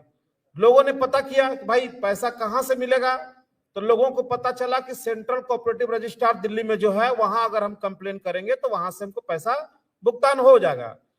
तो कोऑपरेटिव के दफ्तर में लोगों ने कंप्लेन भेजना शुरू किया। जब कंप्लेन भेजना शुरू किया तो कुछ लोगों का पेमेंट वहां से कोऑपरेटिव मंत्रालय से जो आता था उसको कुछ कुछ पैसा मिला और बाकी लोगों को नहीं मिला। उसके बाद जो भी चीज हुआ वो सब कुछ आपके सामने है। कोऑपरेटिव की चारों कंपनियां में वो 2 रियल एस्टेट हाउसिंग बॉन्ड का पैसा आया और मार्केट से नया पैसा भी उसी में कलेक्शन होता हुआ रह गया। तो वो पैसा पूरा का पूरा वहां डंप हो गया। उसके बाद जब कंप्लेन होना शुरू हुआ तो उन लोग क्या किए कि दिल्ली उच्च न्यायालय में मामला गया, दिल्ली हाईकोर्ट में। दिल्ली हाईकोर्ट पिछले साल 2022 के मार्च महीने में एक ऑर्डर पास किया कि डिपॉजिटर का सबका भुगतान जल्द से जल्द करो, लेकिन उसका भी आदेश का अवहेलना हुआ, भुगतान नहीं हुआ। और उस आदेश में यह भी था कि सहारा कोई भी नया पैसा, चाहे वो रिन्यूअल हो चाहे नया हो, वो पैसा कलेक्शन आपको नहीं करना है। लेकिन उस आदेश का भी इन्होंने धज्जी उड़ा दिया और आज भी मार्केट से लुक छुप करके ये लोग पैसा ले रहे हैं। उस आदेश को भी नहीं माना। सहारा इंडिया ने इस देश का कोई भी कानून नहीं माना सर। लेकिन आप जो कह रहे हो आज भी वो लोग पैसा ले रहे हैं जी, कौन से अकाउंट में ले रहे हैं और देने वाले लोग कौन है? देने वाले जो भोले भाले जो लोग हैं जिनका पेमेंट अभी तक फंसा हुआ नहीं है, चाहे नए ग्राहक हैं उनको ढूंढ ले रहे हैं या किसी का रिन्यूअल है उसको जमा करवा ले रहे हैं। इस तरह से लोग लुक छुप करके ये लोग एक्सेप्ट नहीं करते, लेकिन हम लोग प्रमाण दे सकते हैं। सर वो लोग सादे कागज पर रसीद निकाल करके दे रहे हैं जिसमें कंपनी का ना कोई मुहर है ना कंपनी का नाम है, सिर्फ जमाकर्ता का नाम है और पैसा है और उस महीने का तारीख रहेगा। नहीं, लेकिन ऐसा क्या पब्लिक तो इतना तो बेवकूफ नहीं बन सकता। सर गांव देहात के जो एकदम जानकार लोग नहीं हैं, अब जैसे मान लीजिए कि भीख मांगने वाले लोग हैं, किसान हैं, उन लोगों को ये सब चीज से मतलब ही नहीं रहता है ना। उनको मतलब है कि जो मेरा सहारा का ऑफिसर आके कह रहा है कि हमको पैसा मिल जाएगा वो दे देते हैं। तो वो तो मतलब है वो बड़ा अमाउंट तो देते नहीं ना। जो रेनुअल है, जैसे मान लीजिए कि 200 रुपया का उनका अकाउंट है, 1000 रुपया का अकाउंट है, वही उन लोग को 1000 रुपया 1200 रुपया महीना का रेनुअल दे देते हैं। लेकिन 1-1000 500 रुपया से उन लोग कई लोगों से वसूलते हैं, तो उनके पास तो पैसा ज्यादा आ जा रहा है ना। जबकि ये सीधा सीधी ऑर्डर था कि आपको कोई पैसा नहीं लेना है, उसको भी ये लोग नहीं माने। दूसरा चीज सर, लेकिन अगर किसी व्यक्ति को ऐसा बोलकर पैसा लिया जा रहा है तो ऐसा कोई व्यक्ति सबूत के साथ शिकायत है किसी के ऐसे? हम लोग आपको देंगे सर, क्योंकि ये लोग बहुत छुपा के वो सब काम करते हैं। एक प्रमाण आपको दे रहे हैं सर। देखिए, जब सहारा क्यू शॉप का इन लोगों ने कन्वर्जन करवाया था तो अपने देश का लॉ में है सर कि 19,999 रुपए से ऊपर कोई भी पैसा अगर आप लेते हैं या पेमेंट करते हैं तो आपको कैश चेक के माध्यम से करना पड़ता है या आरटीजीएस के माध्यम से करना पड़ता है। ये मेरे पास इस तरह से हम लोगों के पास बहुत सारे जो सहारा अपना भुगतान करता है एडवाइस के थ्रू में, वो कुछ एडवाइस में ले के आया था जिसमें आप देख सकते हैं सर कि 99,066 रुपया इन्होंने कैश में पेमेंट दिखाया है। हाँ ले लीजिए ना, 99,066 रुपया देखिए कैश में दिखाया, जबकि पब्लिक को पैसा नहीं मिला, एक कन्वर्जन हो गया। ये भी 68,300 रुपया कैश में दिखा रहा है। ये सारे पैसे कन्वर्जन हो गए और सहारा ने कहा कि हमने सबको कैश में पैसा वापस कर दिया, जबकि पैसा मिला नहीं सर। अब सर बात ये आती है कि फिलहाल की जो घटना परिघटना चल रही है उस पर बात करें सर। हम लोगों ने इस देश के कार्यपालिका में बैठे हुए लोग जितने भी हैं, माननीय प्रधानमंत्री, माननीय राष्ट्रपति महोदय जी, या जो हमारे संस्थान हैं, आपके सेबी हो, सीबीआई हो, इस सबको हम लोगों ने सर पत्र के माध्यम से 13/10/2021 को सर हम लोगों ने अपना, चूंकि ये झारखंड से हम आते हैं, वहीं से हम सबको भेजे थे कि सहारा लोगों के साथ इस तरह से फ्रॉड कर रहा है, इसके ऊपर में कार्रवाई होना चाहिए। वो 2000 आदमी का हस्ताक्षर करा करके माननीय प्रधानमंत्री महोदय जी, गृह मंत्री और सहकारिता मंत्री भी वही हैं, माननीय मुख्यमंत्री महोदय झारखंड, माननीय अध्यक्ष महोदय भारतीय प्रतिभूति और विनिमय बोर्ड सेबी, सचिव सहकारिता मंत्रालय, महानिदेशक केंद्रीय जांच ब्यूरो भारत सरकार, मुख्य सचिव झारखंड, पुलिस महानिदेशक झारखंड, उपायुक्त महोदय धनबाद, वरीय पुलिस अधीक्षक धनबाद और थाना प्रभारी चिरकुंडा, ये सबको हम लोग 2000 आदमी साइन करा करके सर को दे सकते हैं, हम लोगों ने सबको भेजा था। और भेजने के बाद आरटीआई के माध्यम से सबसे हम लोगों ने जवाब भी लिया, उसका भी कॉपी आपको देंगे, उसमें सीबीआई की भी कॉपी है सर, वो भी मतलब इस पे कार्रवाई करने से मना कर दिया कि हम कार्रवाई नहीं कर सकते हैं, उसकी भी सारी कॉपियां हैं।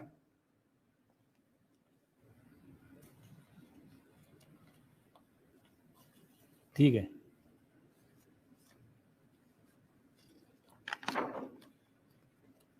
एक कुछ आरटीआई का जवाब है जिसमें साफ उन्होंने सेबी ने कहा कि मेरे पास रियल एस्टेट हाउसिंग बॉन्ड का पैसा नहीं है, मेरे पास में कोऑपरेटिव का रियल एस्टेट हाउसिंग बॉन्ड का पैसा है, कोऑपरेटिव का कोई पैसा नहीं है। आप सिर्फ मुझे जेरॉक्स दीजिए, ओरिजिनल मत दीजिए। हाँ, जेरॉक्स ही दे रहा हूँ सर।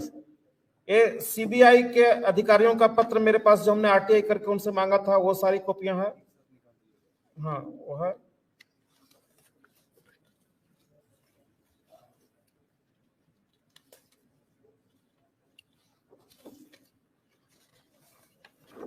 ये ले लीजिए, ये सब है, बहुत सारी कॉपी, बाकी हम मेल करके भेज देंगे आपको सर। दूसरी तरफ सर कि हम लोग एक कैंपेन चलाए थे, जो आज लगातार जब बहुत ज्यादा प्रॉब्लम आ गया, बहुत सारे लोग आत्महत्या करना शुरू कर लिए, तो हम लोग अपना संगठन बना करके और लोगों को ये प्रोत्साहित किए कि लोग आत्महत्या नहीं करें, हम लोग लड़ रहे हैं। और हम लोग इस देश के कार्यपालिका में जो बैठे हुए लोग हैं, वो सबको जब हमारी पत्र के ऊपर संज्ञान नहीं लिया गया, हम लोगों ने प्रधानमंत्री और सबको मतलब बल्क में लेटर भी लिखवाया जमाकर्ताओं से, लेकिन कोई कार्रवाई नहीं हुई। तो हम लोगों ने सोचा कि जब हमारे चिट्ठी के ऊपर कार्रवाई नहीं हो रही है, तो जो हमारे चुने गए सांसद विधायक हैं, इनसे पत्र लिखवाया जाए, शायद इनसे कुछ जवाब मिल सके। तो हमने हमारे जिस संसदीय क्षेत्र हम धनबाद से आते हैं, तो वहां के जो हमारे सांसद महोदय हैं, उनसे हमने पत्र लिखवाया था माननीय अमित शाह जी को, जो हमारे सहकारिता मंत्री जी हैं, और माननीय बीएल वर्मा जी को। तो उसमें सरकार ने साफ लिख करके दिया कि सहारा से भुगतान कराने की जिम्मेवारी भारत सरकार की है। उससे माननीय अमित शाह का भी लेटर आया और माननीय बीएल वर्मा जी का भी पत्र आया कि हम भुगतान कराने के लिए क्या क्या चीज कर रहे हैं। उसमें लिखे थे कि दोनों कंपनियों का जांच चल रहा है और हम जल्द दे रहे हैं। और उन्होंने साफ कहा है कि आपको यह भी अवगत कराना चाहूं कि जमाकर्ताओं को उनको पैसे का भुगतान करवाने के लिए हम दृढ़ संकल्प हैं। माननीय बीएल वर्मा जी का पत्र आया था। अच्छा, अभी एक 8 बजने में अपना कोर्ट का टाइम कंप्लीट होगा, बस हम कंप्लीट कर दे रहे हैं। हाँ, तो आप कंप्लीट कीजिए, और कुछ बचा है तो हम कल फिर से तो कहने का मतलब ये है कि सरकार में हम कोई सहयोग नहीं किया और ना हमको कोई शासन ने सपोर्ट किया और न्यायालय भी हमको मदद नहीं कर पाया। हमारा पैसा जो है वो न रियल एस्टेट हाउसिंग बोर्ड के स्कीम में है, हमारा पैसा सारा का सारा कोऑपरेटिव में है और कोऑपरेटिव का पैसा का भुगतान कराने की जिम्मेवारी भारत सरकार की है। और भारत सरकार ने भी हमको ठगने का काम किया, हमको छलने का काम किया। वो छलने का काम जिसको आप अभी प्रोत्साहित कर रहे थे सर कि पोर्टल के माध्यम से क्लेम लेना शुरू कर दिया गया है और सबका भुगतान कराने के लिए सरकार ने कहा है, लेकिन वास्तव में ऐसा नहीं है सर। पोर्टल जो लाया गया है वो सुब्रत राय को बचाने के लिए किया गया है। पोर्टल जो लाया गया है वो सहारा को बचाने के लिए किया गया है। क्यों? इसलिए कह रहा हूं सर कि एक तरफ सहारा की देनदारी लगभग 3 लाख करोड़ रुपए है। उन्होंने खुद लिख के दिया था कि 86,400 करोड़ रुपए प्रिंसिपल हैं कोऑपरेटिव सोसाइटी में। तो जब 86,400 करोड़ रुपए प्रिंसिपल हैं तो तुमने 10 साल से भुगतान नहीं दिया, तो ये बढ़ करके लगभग 3 लाख करोड़ रुपए ब्याज समेत हो गए हैं। सहारा सेवी के रिफंड अकाउंट में 25,000 करोड़ रुपए पड़े हुए हैं। भारत सरकार की अगर नीयत साफ होती और सब जमाकर्ताओं का पैसा देने का होता तो 5,000 करोड़ नहीं, वो 25,000 करोड़ रुपया निकाला जाता और जमाकर्ताओं के बीच में मैक्सिमम भुगतान करा दिया जाता। और साथ ही साथ सहारा ने, ये देखिए वो ये भी एक कॉपी है जिसमें कि सहारा खुद लिख करके देता है कि मेरे पास 2,89,252 करोड़ रुपए की परिसंपत्तियां हैं। वो खुद डिक्लेरेशन कर रहा है, उसके ही अखबार का कटिंग है। और कई बार अखबार में निकाला कि मेरे पास में देनदारी से 3 गुना ज्यादा की संपत्ति है। तो भारत सरकार की अगर नीयत साफ होती और सबका भुगतान अगर करना होता तो इमीडिएट सहारा की संपत्ति सीज करके और आम जमाकर्ताओं का भुगतान करा दिया होता, लेकिन ऐसा नहीं हुआ। एक पोर्टल लाया गया सर, और पोर्टल के माध्यम से यह कहा जा रहा है कि जो जमाकर्ता इसके ऊपर क्लेम करेंगे उनको इनिशियली मात्र 10,000 रुपए दिया जाएगा।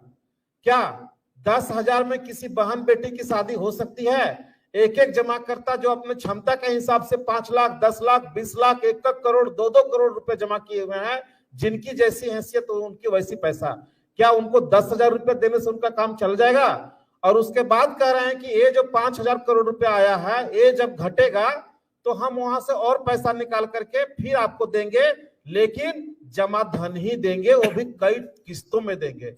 तो सर 10,000, 20,000, 30,000 रुपया करके अगर पैसा मिलेगा तो कई साल लग जाएंगे मिलने में। सुनिए 1 मिनट।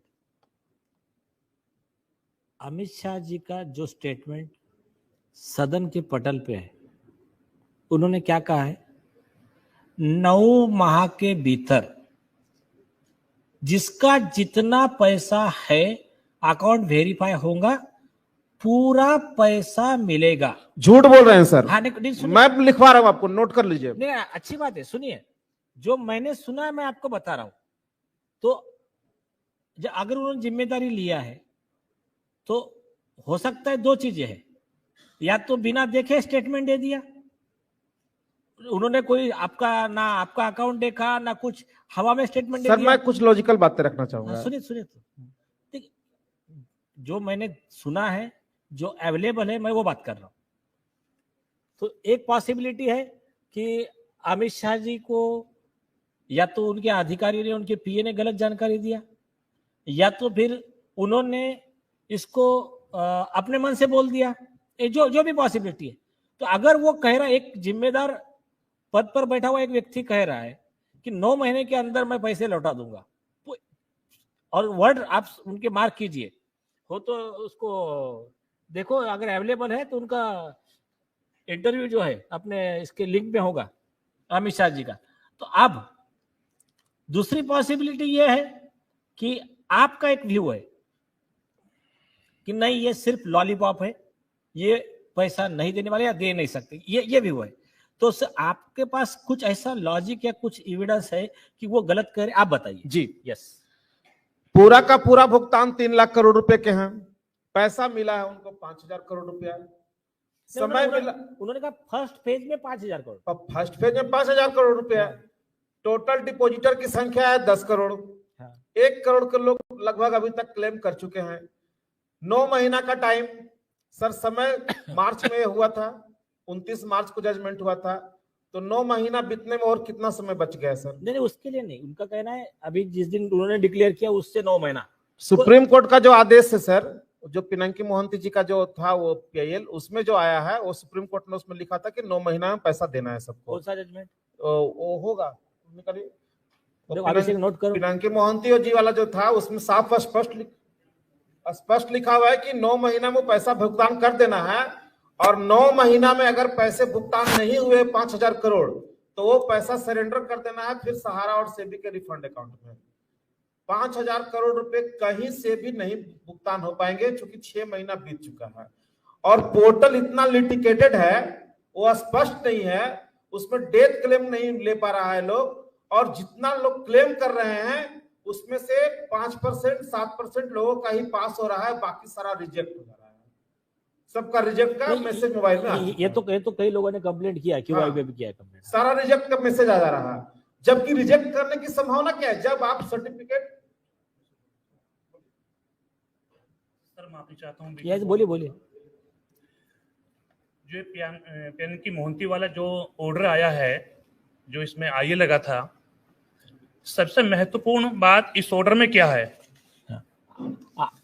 31 अगस्त 2012 में, और उसके बाद एक ऑर्डर आया था जो सहारा ने खुद कबूल किया था, और उसमें कहा था कि हमने क्रेडिट कोऑपरेटिव सोसाइटी का कुछ पैसा सुब्रत राय की जमानत के लिए लगाया है, जो सेबी के पास जमा किया। अच्छा, ठीक है, वो इस ऑर्डर में मेंशन है, लेकिन बहुत ही कम लोगों को पता है, जो कम से कम आम आदमी है उन्हें तो जानकारी है नहीं है, और मैं पढ़ा लिखा नहीं हूँ, इंग्लिश नहीं जानता। ठीक है, हमारे लोग हेल्प करेंगे आप।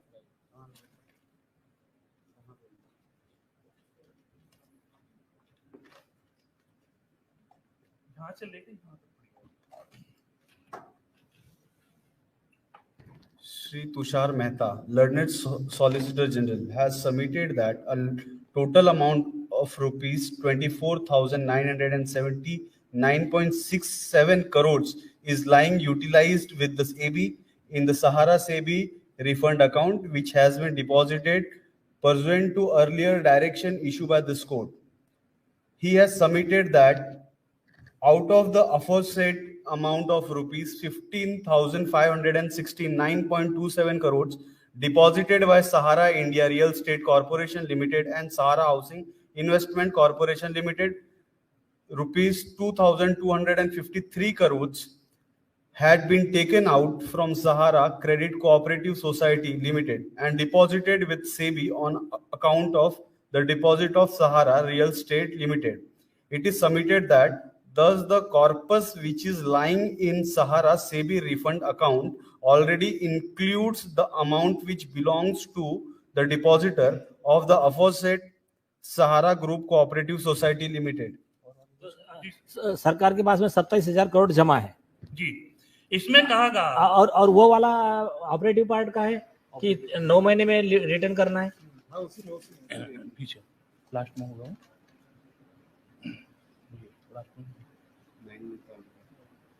मार्च का ऑर्डर है, कहीं लिखा होगा इस पे।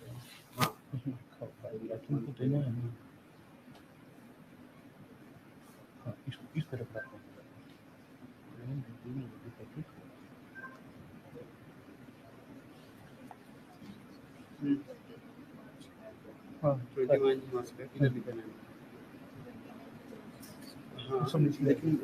आईए नंबर क्या है बताओ मुझे।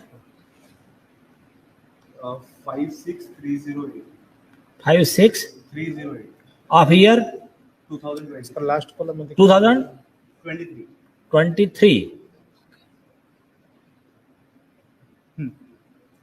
लोग देख लीजिए।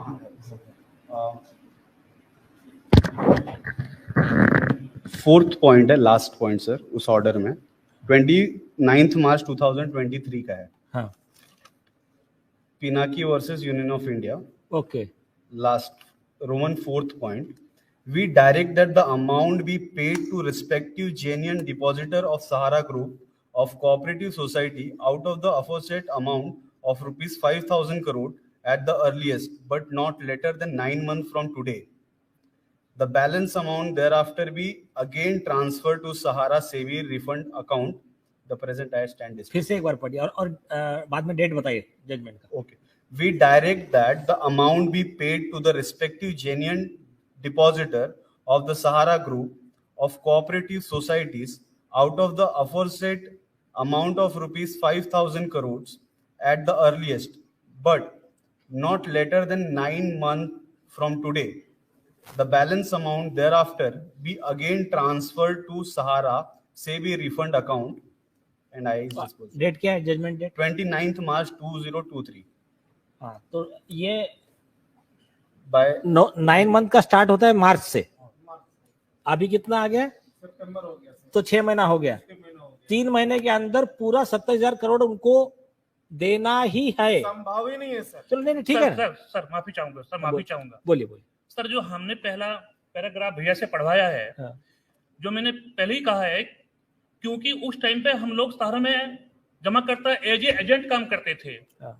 तो ये स्कीम लेकर आए थे सहारियन जिसको बोला जाता है, और सहारियन में हम लोगों को कहा गया था कि आप इसमें अपना योगदान दें। 50-50 हजार रुपए जमा कराया गया था सुब्रत राय की जमानत के लिए, क्योंकि उस टाइम पे हम भी उसी स्थिति में थे कि हमें भी नहीं पता था सब चीजों का, ये तो अब 2 साल से पता लगने लगा। तो हम लोगों ने भी 50-50 हजार रुपए का योगदान देके क्रेडिट कोऑपरेटिव सोसाइटी में, जिसको सहारियन कहा जाता है, हमने वो सहारा को दिया। वही अमाउंट जिस अमाउंट का यहाँ जिक्र किया गया है, वो अमाउंट बैठा है इनका 2253 करोड़ रुपए, और इस अमाउंट का यहाँ इस ऑर्डर के अंदर जिक्र है। हमें लगता है कि 5,000 करोड़ रुपए जो दिया गया है कोऑपरेटिव सोसाइटी को, यानी कि सेंट्रल रजिस्ट्रार को, भारत सरकार को, सहारा से भी रिफंड अमाउंट में से निकालकर, वो पैसा ये है जो खुद ऑर्डर में भी मेंशन है कि आपका 2255 करोड़ रुपए कोऑपरेटिव सोसाइटी का जमा है, उसके बदले 5,000 करोड़ रुपए आपको दिया जाता है। माननीय अमित शाह जी पटल पर बोल रहे हैं, वो भी झूठ है। हरिद्वार के अंदर सहकारिता मंत्रालय का एक प्रोग्राम था, एमपी समिति का एक प्रोग्राम था, उसके अंदर कहा गया था कि जितने भी जमा करता है उनको ब्याज नहीं मिलता था, लेकिन हमने माननीय सुप्रीम कोर्ट से ऑर्डर कराकर 3-4 महीने में ही उनका ब्याज समेत पैसा वापस, सूद समेत पैसा वापस करने की व्यवस्था कर ली है। वो ऑर्डर भी हम, माफी चाहूंगा, वो वीडियो भी हमारे पास है। अगले दिन जो अखबारों की भरम भरा हुई है तो वो भी हमारे पास है। लेकिन हम अमित शाह जी से जानना चाहते हैं, माफी चाहूंगा, माननीय अमित शाह जी कहूंगा, उनसे जानना चाहते हैं कि आपने 18 जांच एजेंसियों को एक तरफ करके बिठा के बोला कि आप मत बोलिए, जो हमें करना है करने दीजिए। 18 जांच एजेंसियां, जिसमें सीबीआई भी थी, ईडी भी थी, इनकम टैक्स भी था, फलाना ढिमका भी था, और आपने जैसे कानून के दायरे में रहकर 5,000 करोड़ का ऑर्डर पास करा लिया। माननीय अमित शाह जी की 5,000 करोड़ का ही क्यों कराया? क्यों नहीं आपने 25,000 करोड़ का क्यों नहीं आपने? आपको ऑर्डर समझा नहीं है, पूरा पैसा लौटाने का ऑर्डर है जो 25,000 करोड़ है ना सर ये जो ऑर्डर है ना, इसमें 25,000 करोड़ रुपए लौटाने का कहीं ऑर्डर नहीं है। नहीं, आप उस ऑर्डर को समझ नहीं पाए। सुनिए, लाइए मैं बताता हूँ।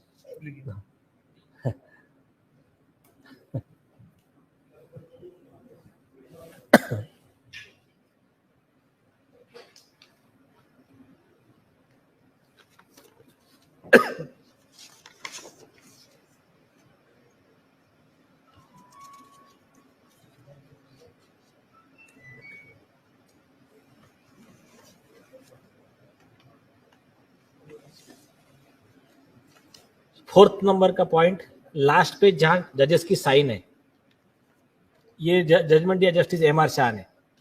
We direct amount to be paid to the respective genuine depositors of the Sahara group of cooperative societies out of the, पहला वर्ड है, out of the aforesaid amount of ₹5,000 crore at the earliest but not later than 9 months from today. The balance amount there after be again transfer to the Sahara SEBI refund account. उन्होंने कहा कि पहले 5,000 करोड़ देना है और उसके बाद में balance amount there after be again transfer to the Sahara SEBI refund account.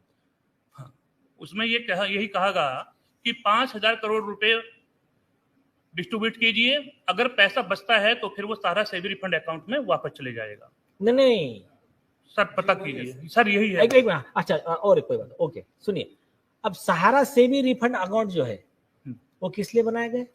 Sir सहारा, सबसे पहली बात तो सर ने जो बताया बहुत सारी बातों को बताया, लेकिन इसमें सबसे महत्वपूर्ण बात यह है कि जो माननीय सुप्रीम कोर्ट की अवहेलना हो रही है। माननीय सुप्रीम कोर्ट ने 31/8/2012 को जो आदेश दिया था, उस आदेश में सीधा सीधा कहा था और सेबी ने उसमें कि 24,000 करोड़ रुपए आपको सेबी के पास जमा करना है। बराबर, जो ठीक है, कहा था 15% की ब्याज के साथ। लेकिन आज तक सहारा ने 24,000 करोड़ रुपए न जमा करके मात्र 15,726 करोड़ रुपए जमा किया। और ये जो कह रहे हैं फिर सॉलिसिटर जनरल कि out of the total amount of 24,979 crore lying in the Sahara SEBI refund account. बिल्कुल सही बात है। हाँ। वो जिस अकाउंट में पड़ा है, वो इंडियन बैंक में पैसा पड़ा हुआ है, वो इंटरेस्ट सहित जो बैंक इंटरेस्ट है उस समय ये पैसा हो गया। ओके। जबकि 2021 में सेबी ने खुद एक आईए लगाया है माननीय सुप्रीम कोर्ट में और कहा है कि मुझे 62,000 करोड़ रुपए सहारा से लेने हैं। ओह यस, ठीक है ना। yes. जिस बात देखिए, अब मामला कहां है। जिस तरह हमको बताया गया था कि आप इसका कन्वर्जन करा लीजिए और पैसा सहारा ही देगी, अब वही मामला फंसता है। अगर 24,000 करोड़ का पालन हो गया होता, सेबी ने 3 बार अखबार के माध्यम में विज्ञप्ति जारी करके एक तक भारतीयों को बताया था, एक तक जमाकर्ता को बताया था कि जिसका पैसा सहारा रियल एस्टेट और हाउसिंग में जमा है वो हमारे पास अपने डॉक्यूमेंट भेज दे और पैसा देने की जिम्मेदारी मेरी है। जबकि इस ऑर्डर में नहीं, वो दूसरे ऑर्डर में हमारे पास है, और जो सेबी से हमने आरटीआई लिया, माननीय सुप्रीम कोर्ट से आरटीआई ली, उसमें भी है 146 करोड़ रुपए जिनके पास डॉक्यूमेंट्स था, सेबी ने उनको वापस भी किया। तो फिर इसमें सेबी की गलती नहीं है? सेबी कहां से गलत है? सेबी गलत नहीं है, सेबी गलत है, लेकिन हम जहां बताएंगे गलत वहां होगी। 146 करोड़ रुपए का पैसा उन जमाकर्ताओं को वापस किया है जिनका डॉक्यूमेंट्स सेबी के पास, रियल एस्टेट और हाउसिंग के पास चले गया। बहुत अच्छे से इन्होंने बताया, मेरे समझ में आई बात, बहुत अच्छे से बताया। यस। अब उस दौरान क्या हुआ, विज्ञप्ति जारी हो गई। आप तो जानते हैं कि दूर दराज के, जैसे भैया ने बताया कि लोग लगे हुए हैं सहारा में, पैसा भी निवेश किया है। अभी तो ये भी पता नहीं चल पाया कि सहारा में हो क्या गया। तो बहुत लोगों ने नहीं करा, बल्कि अपने एजेंट से, हम लोगों के दबाव में, एजेंट के दबाव में, या फिर कंपनी के दबाव में, कि कंपनी बार बार कहा कि अगर आपने इसका कन्वर्जन नहीं कराया कि उस में, तो सेबी के इतने मुख्यालय नहीं है या सेबी की इतनी फ्रेंचाइजी नहीं है कि आपको पैसा इतनी आसानी से दे देगा। तो या तो डर बोल लीजिए या फिर जमाकर्ता का ट्रस्ट बोल लीजिए, विश्वास बोल लीजिए, तो वो कन्वर्ट करवा दिया गया। और उन्हीं डॉक्यूमेंट्स को लेकर 170 ट्रक लेकर सेबी के बंबई कार्यालय पे लग गई। लेकिन सेबी को और माननीय सुप्रीम कोर्ट को इस बात का पता भी चल गया था कि इन लोगों ने पेमेंट ना करके उनका कन्वर्जन करा के ये सब कर दिया है। और उसके बाद बार बार सहारा ने भी कहा है कि सहारा सेबी रिफंड अकाउंट में 24,000 करोड़ रुपए वो हमें वापस दे दो। लेकिन सेबी ने खुद एक आईए लगाया है, वो आईए का नंबर मैं दे दूंगा। उसने कहा कि सहारा को किसी भी तरह का कोई विज्ञापन जारी करने से रोका जाए, लेकिन आज तक उस पर सुनवाई नहीं हुई। कहने का मतलब है कि जो पब्लिक में और आम लोगों के बीच में अखबार के माध्यम एक बार नहीं सैकड़ों बार विज्ञप्ति जारी करके सहारा ने माननीय सुप्रीम कोर्ट के अवहेलना की है और जमाकर्ताओं को बहकाने का और उनसे झूठ बोलने का, उन्हें गुमराह करने का काम किया है। अगर हमारा पैसा रियल एस्टेट में ही होता, हाउसिंग में ही होता, तो हम अपने पैसे को लेने के लिए अपने डॉक्यूमेंट्स हम सेबी के मुख्यालय दे देते और सेबी से हमारा पैसा वापस आ जाता। अब जमाकर्ताओं के पास ना तो अबोर्ड बॉन्ड है, यानी कि हाउसिंग बॉन्ड, ना रियल एस्टेट है, उनके पास है क्यूसोप। और जैसे बताया कि क्यूसोप को भी बदल दिया गया, और क्योंकि 9 कंपनियों पर सीरियस फ्रॉड की जांच जारी है, वो हमारे पास एविडेंस हम आपको दे देंगे। 9 कंपनियों पर उसमें क्यूसोप भी है। और आपका वित्त मंत्री जी ने भी पटल पर, यानी कि लोकसभा में कहा कि हां, सहारा ने रियल एस्टेट हाउसिंग कन्वर्ट करवाते हुए ये अपराध किया है और गलत किया है जो नहीं होना चाहिए था, उसका भी हमारे पास एविडेंस है। अच्छा, सबसे बड़ी कमी यही रही है, ना तो कानून न मान्य सुप्रीम कोर्ट, क्योंकि मान्य सुप्रीम कोर्ट में जमाकर्ता की तरफ से आज तक कोई एडवोकेट गया ही नहीं है और सुनवाई हुई नहीं है कुछ, कोई जमाकर्ता की तरफ से नहीं और सेबी ने आपके हितों का ख्याल नहीं रखा है। दूसरी चीज, उसके बाद सहारा खुद अपने में एक मीडिया है और हमारी आवाजों को दबा दिया जाता है कॉमन मैन के साथ हुई। मैं आपको बता दूं, इतनी गहरी पैठ सहारा की है। अभी सुशांत मैटर पे बात हो रही थी, किसी साथी ने बोला था कि कोई भारत का नेता, विपक्ष या अपने को स्वतंत्र पत्रकार कहने वाला व्यक्ति जो आज एक दूसरे धड़े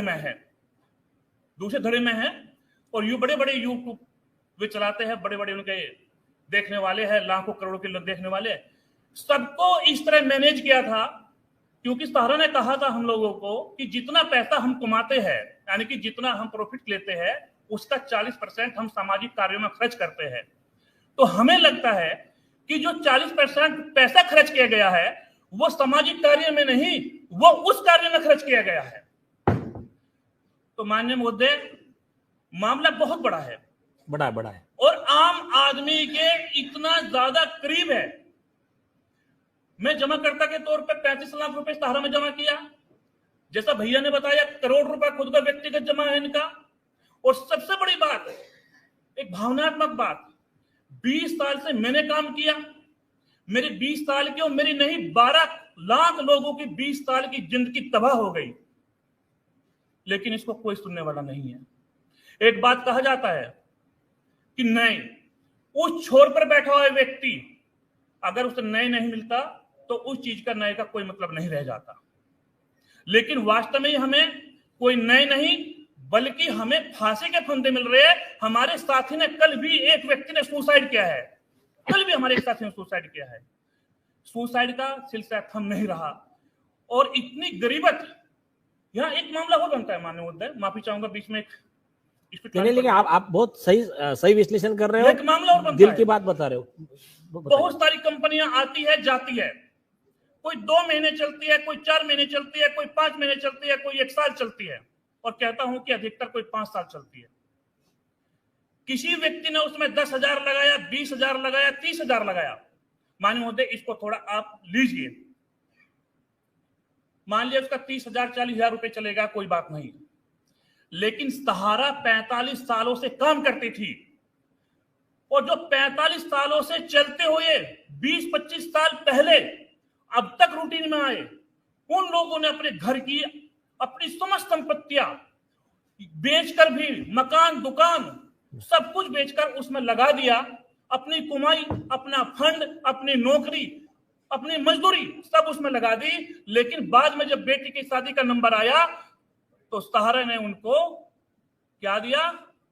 उनको गरीबी, उन एजेंटों को फांसी, जलालत, ये सब चीजें सहारा ने दी।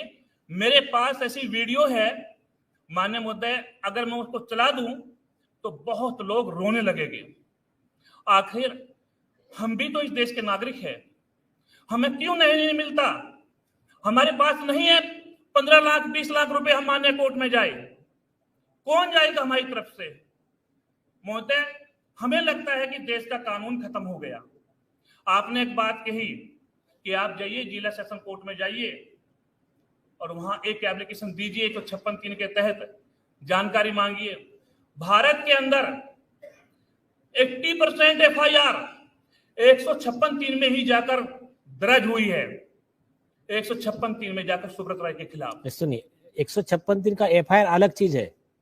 156(3) में स्टेटस रिपोर्ट बुलाना और मॉनिटरिंग ऑफ इन्वेस्टिगेशन एक मैं थोड़ा वहीं पहुंचूंगा अभी। हाँ। लेकिन मैंने FIR 2021 में, नवंबर 2021 में कराई थी और दुनिया भर के IO उसमें चेंज हो चुके हैं, लेकिन आज तक भी एक भी सहारा के कर्मचारी की गिरफ्तारी नहीं है। मुझे नहीं पता कि उन्हें क्या मिलता है क्या नहीं मिलता। लेकिन माननीय महोदय, आप इस पद पर बैठे हो, सारी चीजों को समझने और देखने का प्रयास बार बार करते होंगे। सच है यह बात, किसी ने ठीक कहा है, नए गरीब व्यक्ति को नहीं मिलता। ये आज इस विटनेस बॉक्स में खड़े होकर बोल रहे हो। यार आप जो कह रहे हो गलत नहीं है। इस सुप्रीम कोर्ट के चीफ जस्टिस ऑफ इंडिया थे VN खरे, उनका इंटरव्यू है दैनिक भास्कर पे, वो मैं अपने जजमेंट में कोट करने वाला हूं उसको। उन्होंने क्या कहा था पता है? उनको इंटरव्यू में पूछा क्या आपको क्या लगता है, बोले अगर आप गरीब है, आपके पास पैसा नहीं है, तो कोर्ट के तरफ देखना गुनाह है। ये वर्ड किसके है? चीफ जस्टिस ऑफ इंडिया के। दूसरा वर्ड, तो उन्होंने, पत्रकार ने सवाल पूछा, तो आप क्या कह रहे हो फिर, न्याय बिकता है? बोले बिल्कुल बिकता है। अगर आम आदमी है, उसके पास में पैसा नहीं है, तो वो विक्टिम है, निर्दोष है, तब भी उसके विरोध के लोग बड़े बड़े वकील लगाकर दोषी लोग बच जाएंगे, निर्दोष लोग जेल में चले जाएंगे। ये वर्ड्स है चीफ जस्टिस खरे साहब के, और ऐसे कई केसेस पाए गए हैं। मतलब अगर एक एग्जांपल दूं मैं आपको, लेटेस्ट एग्जांपल, तीस्ता सेटलवाड़ जेल में ना जाए आधा घंटे के लिए भी, तो सुप्रीम कोर्ट का बेंच छुट्टी के दिन बैठ जाता है। दोपहर में 2 जज बेंच बैठता है, दोनों का आपस में सहमति नहीं होती है, तो तुरंत चीफ जस्टिस ऑफ इंडिया हमारे चंद्रचूड़ साहब एक राष्ट्रपति जी के साथ प्रोग्राम में बैठे हुए हैं, वहां से फोन लेके नया बेंच कर देते हैं, फोन पर ही नया बेंच बनता है, और रात को छुट्टी के दिन वो बेंच कहता है कि तीस्ता सेटलवाड़ के गिरफ्तारी पे रोक। अब सलमान खान, जेल होती है, इधर सेशन कोर्ट उनको कस्टडी में ले रहा है, आप दोषी हो, तो वहां से हाईकोर्ट में पहले ही वकील पहुंचा हुआ है, ऑर्डर अभी पूरा हाथ में भी नहीं आया, अपील ड्राफ्ट भी नहीं हुई है, जज उनके लिए थोड़ा लेट तक बैठता है, और तुरंत उधर से कस्टडी में सलमान खान है। अब आधा घंटा भी प्रॉब्लम ना हो हमारे भाई साहब को करके हाई कोर्ट तुरंत स्टे दे देता है, कहता क्या हाँ उनको बेल। तो ये होता है अमीरों के लिए। सर सुब्रत राय के साथ भी हुआ है। हाँ, तो सुब्रत राय वेट 1 मिनट। और ऐसा यहां पर सहारा में 4000 सुसाइड हो रही है। ये जो आपने दिया ना, एक्चुअली ये मतलब शॉकिंग है। इसको ना, हाँ, इसको सारे जुड़ी, ये जो ये दिया, इतने लोग जो सुसाइड कर रहे हैं ना, ये बहुत शॉकिंग है। मतलब मैं एक्सप्रेस नहीं कर पा रहा हूँ, और मैं अपने गुस्से को कंट्रोल कर रहा हूँ। मैं फ्रैंकली बताता हूँ कि मैं मेरी भावना एक्सप्रेस नहीं कर पा रहा हूँ। ऐसे में मुझे इतना बताया, किसी एक व्यक्ति की जान ज्यादा इंपॉर्टेंट है या किसी एक व्यक्ति को 1 घंटा जेल में जाने से रोकना ज्यादा इंपॉर्टेंट? तो यहाँ 4000 मौतें हुई है। तो हमारे एमिकस क्यूरी एक पत्र लिखिए आप चंद्रचूड़ साहब को, इसमें आपको सुमोटो कॉग्निजेंस लेने की इच्छा नहीं हुई, आपके पास नहीं थे तो हम अभी दे रहे, लिखकर एफिडेविट के साथ भेज रहे। तो हमको जो एक्शन लेना है हम तो लेंगे, लेकिन इनका दर्द देखो। और ये जो कह रहे एक एक बात, ये कोई सिखाए हुए वकील नहीं है, ये विक्टिम है। इनकी बात हर आदमी जिस तरह से सुन रहा है, इतना लेट हो गया है, मैं तो आधा घंटा पहले एडजर्न करने वाला था, लेकिन आप जिस तरह से बात, बहुत अच्छी तरह से आपने बात रखी। आपकी मांग मतलब मुझे प्राइमा फैसी जायज लगती है, लेकिन चिंता मत करना, आप लोग बेसहारा नहीं हो।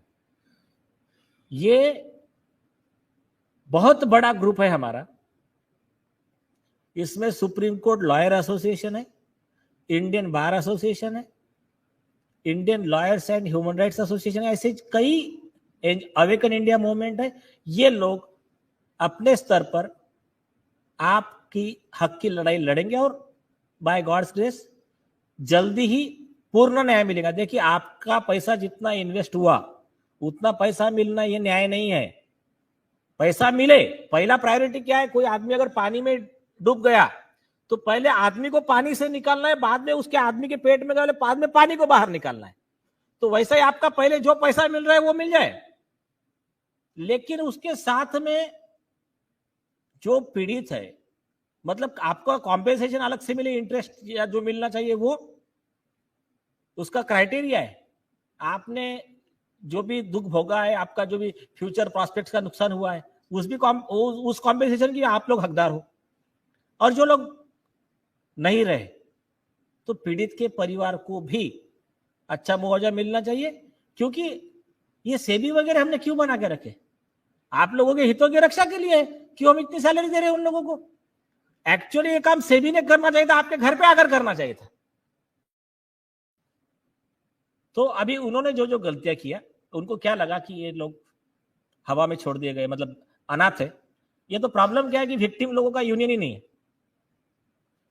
लेकिन अभी हमारा एक supreme court and high court litigation association है, रशीद भाई उनके प्रेसिडेंट है, जिन्होंने अभी इनके खिलाफ कंप्लेंट फाइल किया था chief justice of India Chandrachud के खिलाफ। तो ये अगर यही केस सिस्टमैटिक तरीके से फाइल हो, आपके सारे मुद्दों को एक जगह लेकर उसको अप्रोप्रिएट जो स्टेप्स है मैं अपने जजमेंट में लिखूंगा, जो भी स्टेप्स है, और देश के लोगों का समर्थन, कुछ नहीं करना है। आज के जमाने में सबसे बड़ा हथियार है आपका सोशल मीडिया, मोबाइल फोन। सिर्फ जो चीजें आएंगी उसका सर्कुलेशन भी हो गया, चर्चा भी हो गई। इनको name and shame in public चाहिए। और जब इनको डर आ जाएगा अधिकारियों को, जजेस को, कि नहीं देश की जनता जाग गई है, अभी हमको जेल में जाने की बारी है, बाद में इनको सारे ह्यूमन राइट्स के लॉ याद आ जाएंगे और फिर वही नौटंकी करते हुए, मैं रात में सो नहीं पाया, इन लोगों के फंडामेंटल राइट का वायलेशन हो रहा था करके मैंने सो मोटो कॉग्निजेंस ले लिया, तुरंत 1 महीने के अंदर पूरा पैसा कॉम्पेंसेशन। मतलब ये सब नौटंकी भी होगी बाद में, तो आप चिंता मत करना। ये आपने जितना दुख भोगना था भोग लिया। अब इसके बाद में उसको अगर मैं ये कहूँ कि कंक्लूड करते हैं तो 1 मिनट, हाँ कल करते हैं, तो इसको अगर मैं 2 लाइन में कहूँ, सहारा का भी पक्ष जो है वो रखना चाहिए। हाँ सहारा कंपनी का लेंगे ना। हाँ तो वो यस आज तो कोई नहीं है। नहीं कल रखते हैं ना, कल रखते हैं। और देखिए अन्याय किसी पर नहीं होगा। हाँ इनकी आप गौर कीजिए, सिर्फ सहारा कंपनी नहीं, सहारा के एम्प्लॉय भी, और निवेशक का कहना यह है, सहारा को अगर यह कहना है कि निवेशक की ये बात प्रॉपर नहीं है तो वो आके अपने सबूत दे। हाँ कोई प्रॉब्लम नहीं, यहां पर अन्याय किसी पे नहीं होगा। हम निष्पक्ष न्याय के लिए बैठे हैं, किसी के ऊपर ना अन्याय होगा ना हम होने देंगे, और किसका तुष्टिकरण भी नहीं होगा। लेकिन जो प्राइमा फैसी इनकी जो बातें मैं सुन रहा हूं, उसके बेस पे जस्ट मैं ये 2 बातें कह रहा था। शुरुआत हम कल से करते हैं, लेकिन बस एंड जो है रामधारी सिंह दिनकर जी के या मैथिली शरण गुप्ता जी के 4 लाइनें। समय एक सा रहता किसका सदा, निशित दिवासी घूमती सर्वत्र विपदा संपदा। निशित दिवा मतलब दिन और रात, विपदा संपदा ऐसा घूमती रहती है। तो समय एक सा रहता है किसका सदा, निशित दिवासी घूमती सर्वत्र विपदा संपदा। जो है उत्सव मग्न आज, कल शोक से रोता वही, अनाथ कहलाता जो आज, नरनाथ कल होता वही। तो इन्होंने सहारा वालों को या कॉमन मैन को अनाथ समझ लिया था, लेकिन वो भूल गए कि है ब्रह्मांड। आधी मिनट में इनके सपोर्ट में बोलना चाहता हूँ। ठीक है, अभी कंक्लूड करते हैं, फिर कल करते हैं। हाफ मिनट बस। जैसे कुशवाहा साहब ने बोला कि गांव में सहारा वाले जबरदस्ती रिसिप्ट लेते हैं, पेमेंट कलेक्ट करते हैं, ये इनकी बात 100% सही है। सुनिए, सहारा वाला नहीं, गवर्नमेंट ही पब्लिक से चीटिंग करती है। I am victim. Traffic police has forcibly stopped my car and threatened me that we will attach your car if you pay. And receipt क्या देते हैं? I have voluntarily compounded the offense. This is the government is doing cheating, and the government has given them equipment. Yes. So government should go behind the bar. Gaur sir आपसे अनुरोध है sir कल कि कल अभी continue कल करो। भी हमको मौका मिलना चाहिए। कल भी कल है ना, कल आपका केस है और सुशांत सिंह का जजमेंट। जी, मैं सहारा का भी नहीं हूं और आपका भी नहीं हूं, लेकिन एक थर्ड पार्टी इंडिविजुअल करके इस पे एक सही और 100% सोल्यूशन है, जहां पर आपको पैसा भी मिलेगा और सहारा भी झुकेगा। लेकिन ये क्या सोल्यूशन है कि मैं टेक्निकली कल पहले माननीय जज साहब से डिस्कस करके कल आपके सामने रखूंगा। वेलकम वेलकम, ठीक है। Court is adjourn.